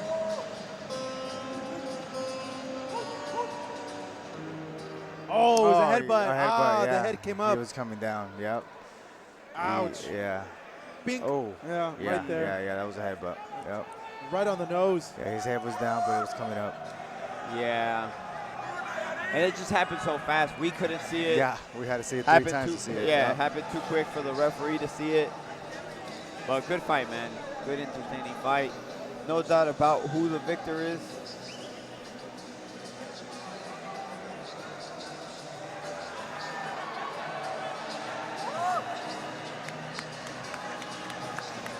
See Ramon Barajas.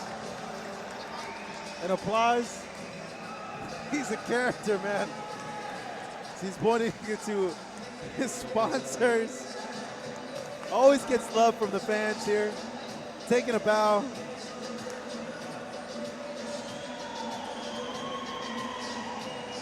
Someone got up from their chair to give him love.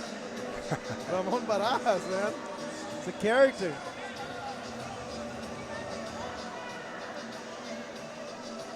It was a good fight. 8 rounds. It was a good fight, good And test. ladies and gentlemen, after 8 rounds of boxing, we now go to the judges' Did what he scorecards. had to do. Damas y caballeros, después de 8 asaltos, tenemos la decisión de los jueces. All 3 judges have the same scores of 80 to 72. Los 3 jueces, Jesús Hernández, Alejandro Rochín y Carlos de la Rocha, tienen las mismas puntuaciones, 80 a 72. For your winner, by the way, of unanimous decision, su ganador por la vía de la decisión unánime, Jesús Ricky Pérez.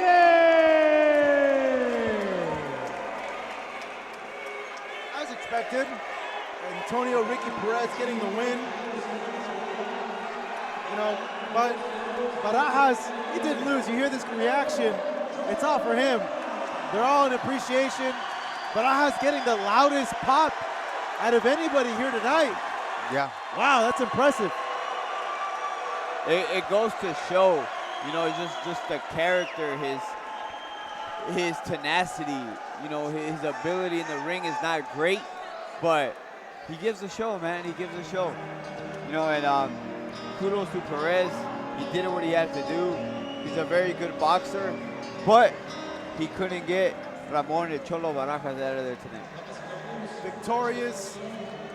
Perez now improving his record to 24-3. Could not get the knockout here tonight, but had a tough night. He had to earn his money here tonight. Definitely against earned his Ramon money, Barajas.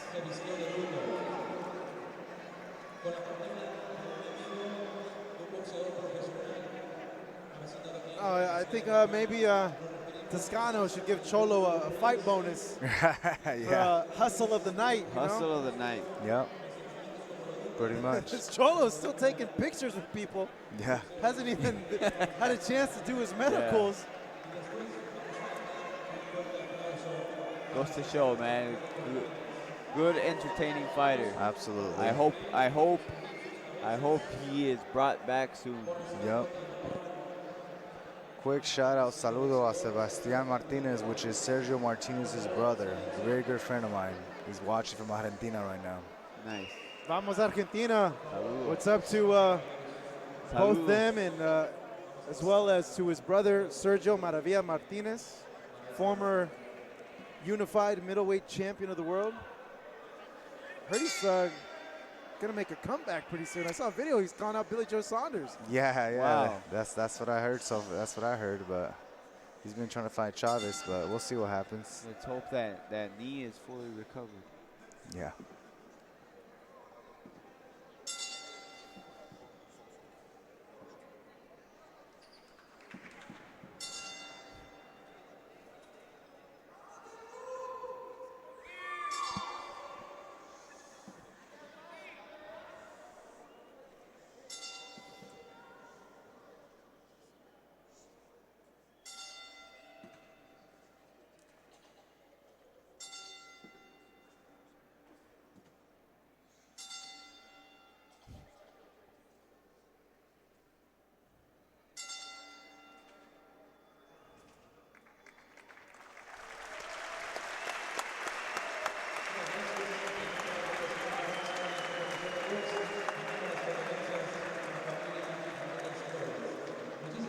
Continuamos.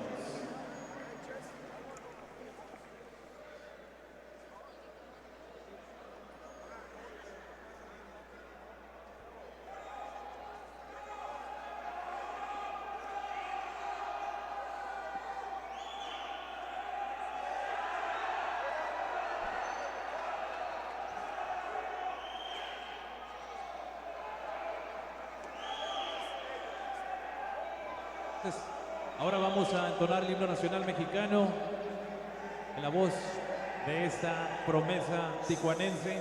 Por favor, también permanecer de pie en la voz de Ángela Martínez. El himno nacional mexicano. Guardemos silencio, por favor.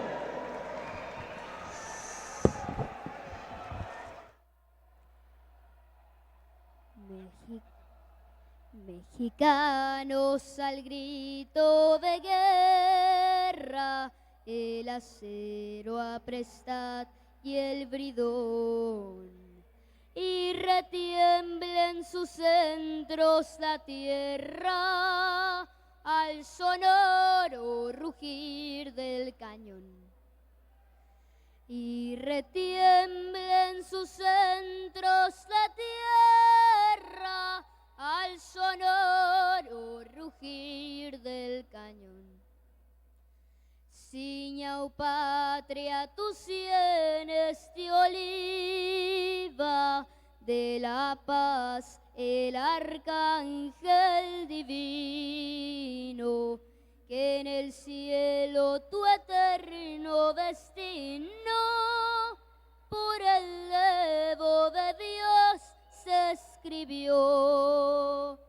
Mas si osare un extraño enemigo profanar con su planta tu suelo, piensa, oh patria querida, que el cielo un soldado en caballijo te dio, un soldado en caballijo te dio. Mexicanos al grito de guerra, el acero aprestad y el bridón, y retiembla en sus centros la tierra al sonoro rugir del cañón. Y retiembla en sus centros la tierra al sonoro rugir del cañón. ¡Viva México! Aquí la tienen. la promesa Ángela Martínez. Continuamos.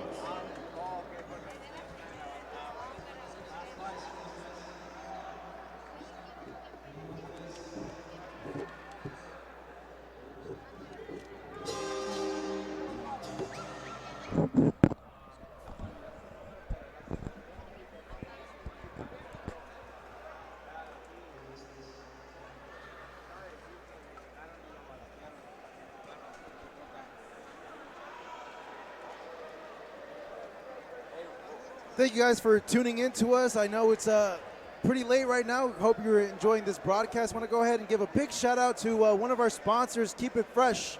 Keep It Noe Fresh.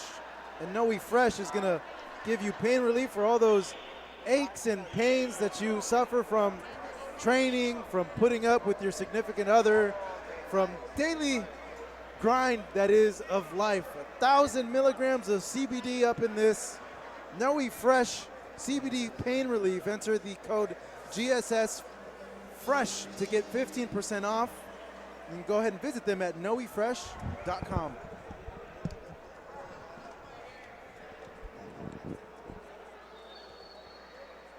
And now, folks, I believe this should be, according to our bout sheet, the main event of the evening. Andres Garcia Guzman making his way to the ring. 13-9-2 record.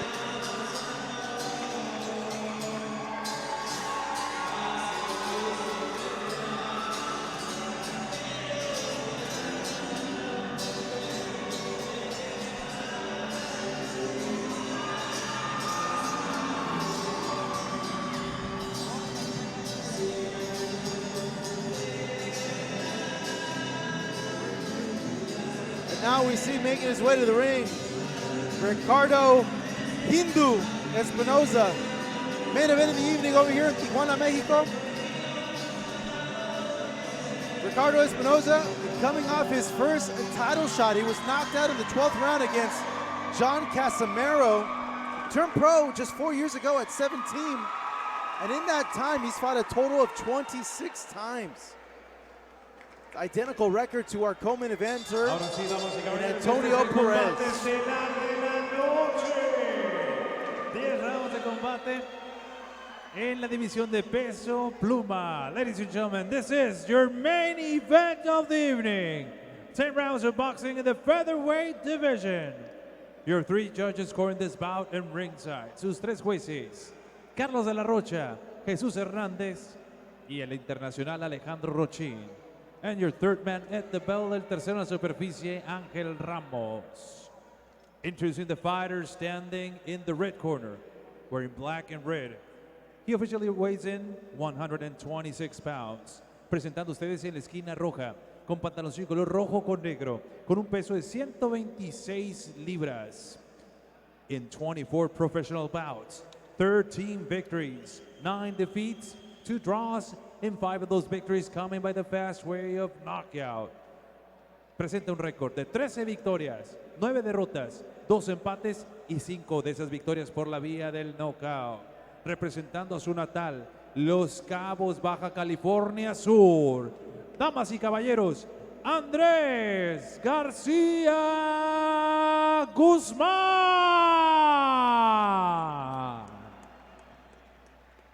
And his opponent across the ring in the blue corner, wearing black and gold. He officially weighs in the same 126 pounds. Y su rival en la esquina azul, con pantaloncillo color negro con oro, con un peso idéntico de 126 libras.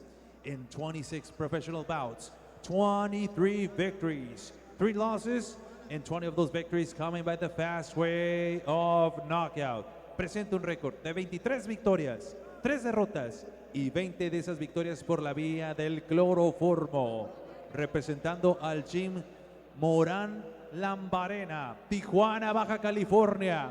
Damas y caballeros, el excontendiente por el campeonato mundial, Ricardo, el hindú Espinoza.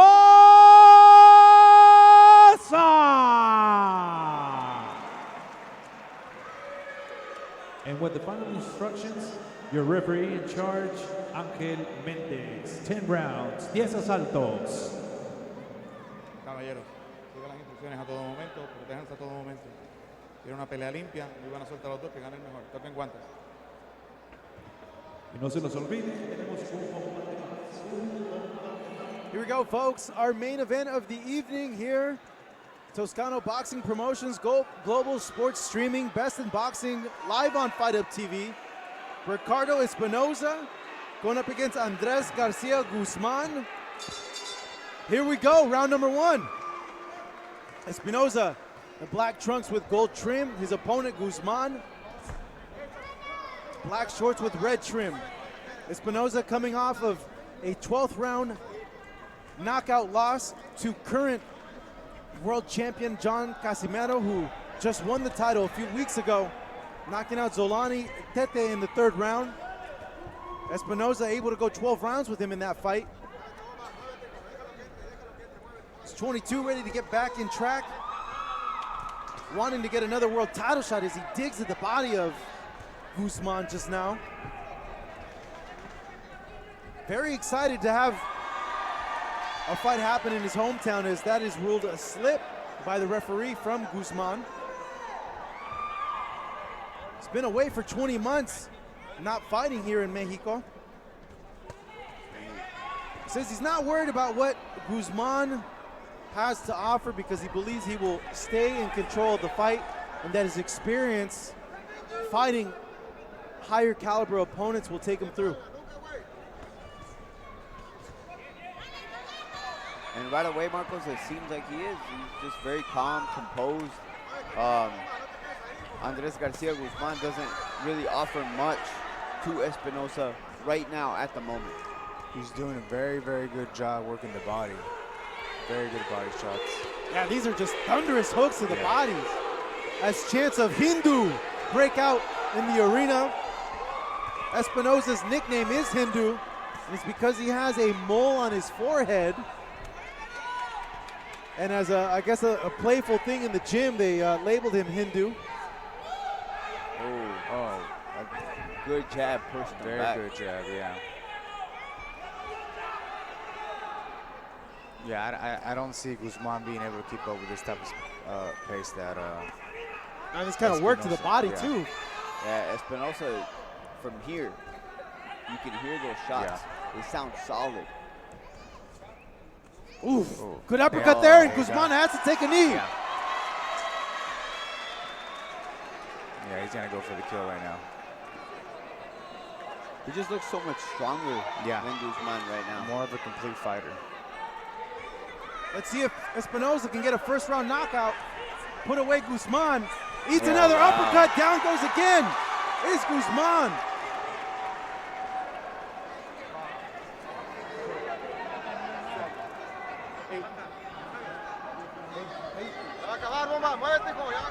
See if Espinoza can put Guzman away now. Guzman now throwing leather, exchanging. He's down again for the 3rd time in the 1st round. It doesn't look like he's gonna get up, and it's all over. It's over. Ricardo Espinoza back to winning ways. 1st round knockout here in our main event in Tijuana. Yeah, Espinoza looked very, very strong compared to Guzman. He's more of a complete fighter. His body work was sensational.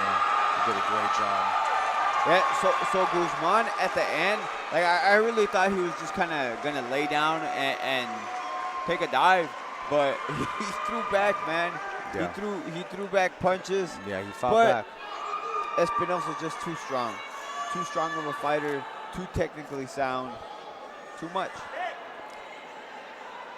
Yeah, you could just tell by the way he threw his punches, Espinoza compared to Guzman. It's just, he's at a different level. Way different level. And having fought a world champion Yeah. in his last fight, you know, you could tell it's just different levels. Yeah. Take a look at the final knockdown. Bang, upper coming. So here's what I was saying. Exchanging. He throws back, does it? Espinoza. Excuse me, Guzman.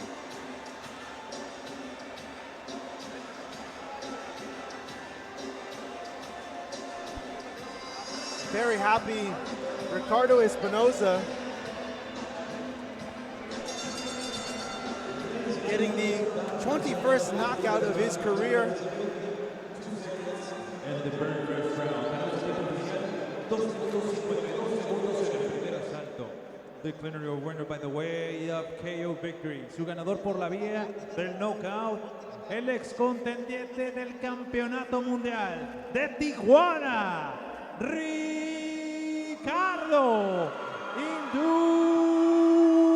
Espinoza. That was our main event, as Ricardo Espinoza, 24-3 now, has to be happy with that performance. First round knockout. One more fight to come, guys. We got a special attraction here. Vince, the Beast Avina, is on deck. He is going to come up. That will be the last fight of the night.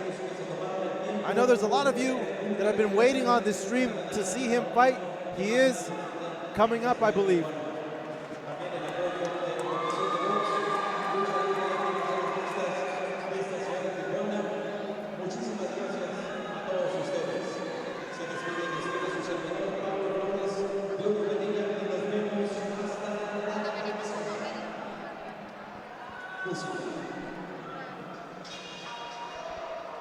Bit of confusion over here, guys. I apologize about that.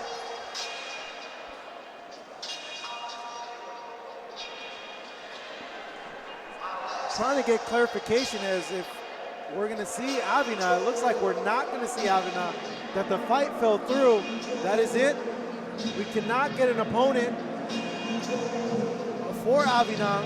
When we got here to the arena, they had informed us that Avina, original opponent, had fell through for some reason, that they were working on finding an opponent when we got here to the arena. And now I have just heard that that fight has indeed fallen through. That fight is canceled. We apologize for those of you that had tuned in, awaiting to see Vincent Avina. Certainly he's a guy that you're familiar with, Giovanni, Yeah. an entertaining guy, right? Yeah, he's an aggressive fighter, come forward fighter. He has technique. He's a fun fighter to watch. Unfortunately, I'm not exactly sure what happened, but I guess he's not gonna fight. To recap the action here, I just want to make a note. I think to me, the guy that stood out the most for me from all the fights that we had tonight was Jose Alvarado. This kid who now is 4-0 with 4 knockouts, showed a lot of power, very compact. He got a big knockout win.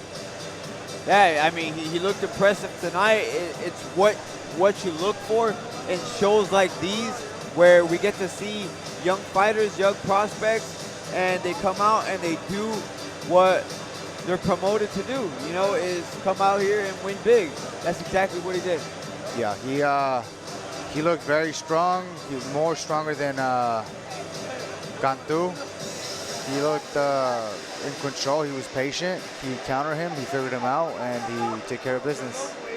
And of course, you know, the fan favorite, CHOLO Barajas, getting all the love I'm seeing here from the comments on our live stream. They want to see him back. And he got the love from the fans here too, man. And from the beginning, he got love from me. You know, I said he was a fan favorite.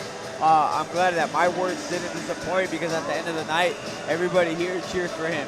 Even though he lost, everybody cheered. Getting love from the hood, getting love from the homies. You like that, man. You like keep going back to that well. So to recap the action here tonight, our main eventer, Ricardo Espinoza, winning in a dominant fashion, getting a first-round knockout. Antonio Ricky PEREZ not able to put away Ramon El Cholo Barajas in our co-main event, as we had a slew of other up-and-coming fighters show off the goods here tonight. And with that being said, it's been a long night. Thank you guys for tuning in to us. We appreciate it. Much love for my broadcast partners, Giovanni Gonzalez and Chris Martin. I'm Marcos Villegas. Thank you so much for watching us here live on Fight Up TV.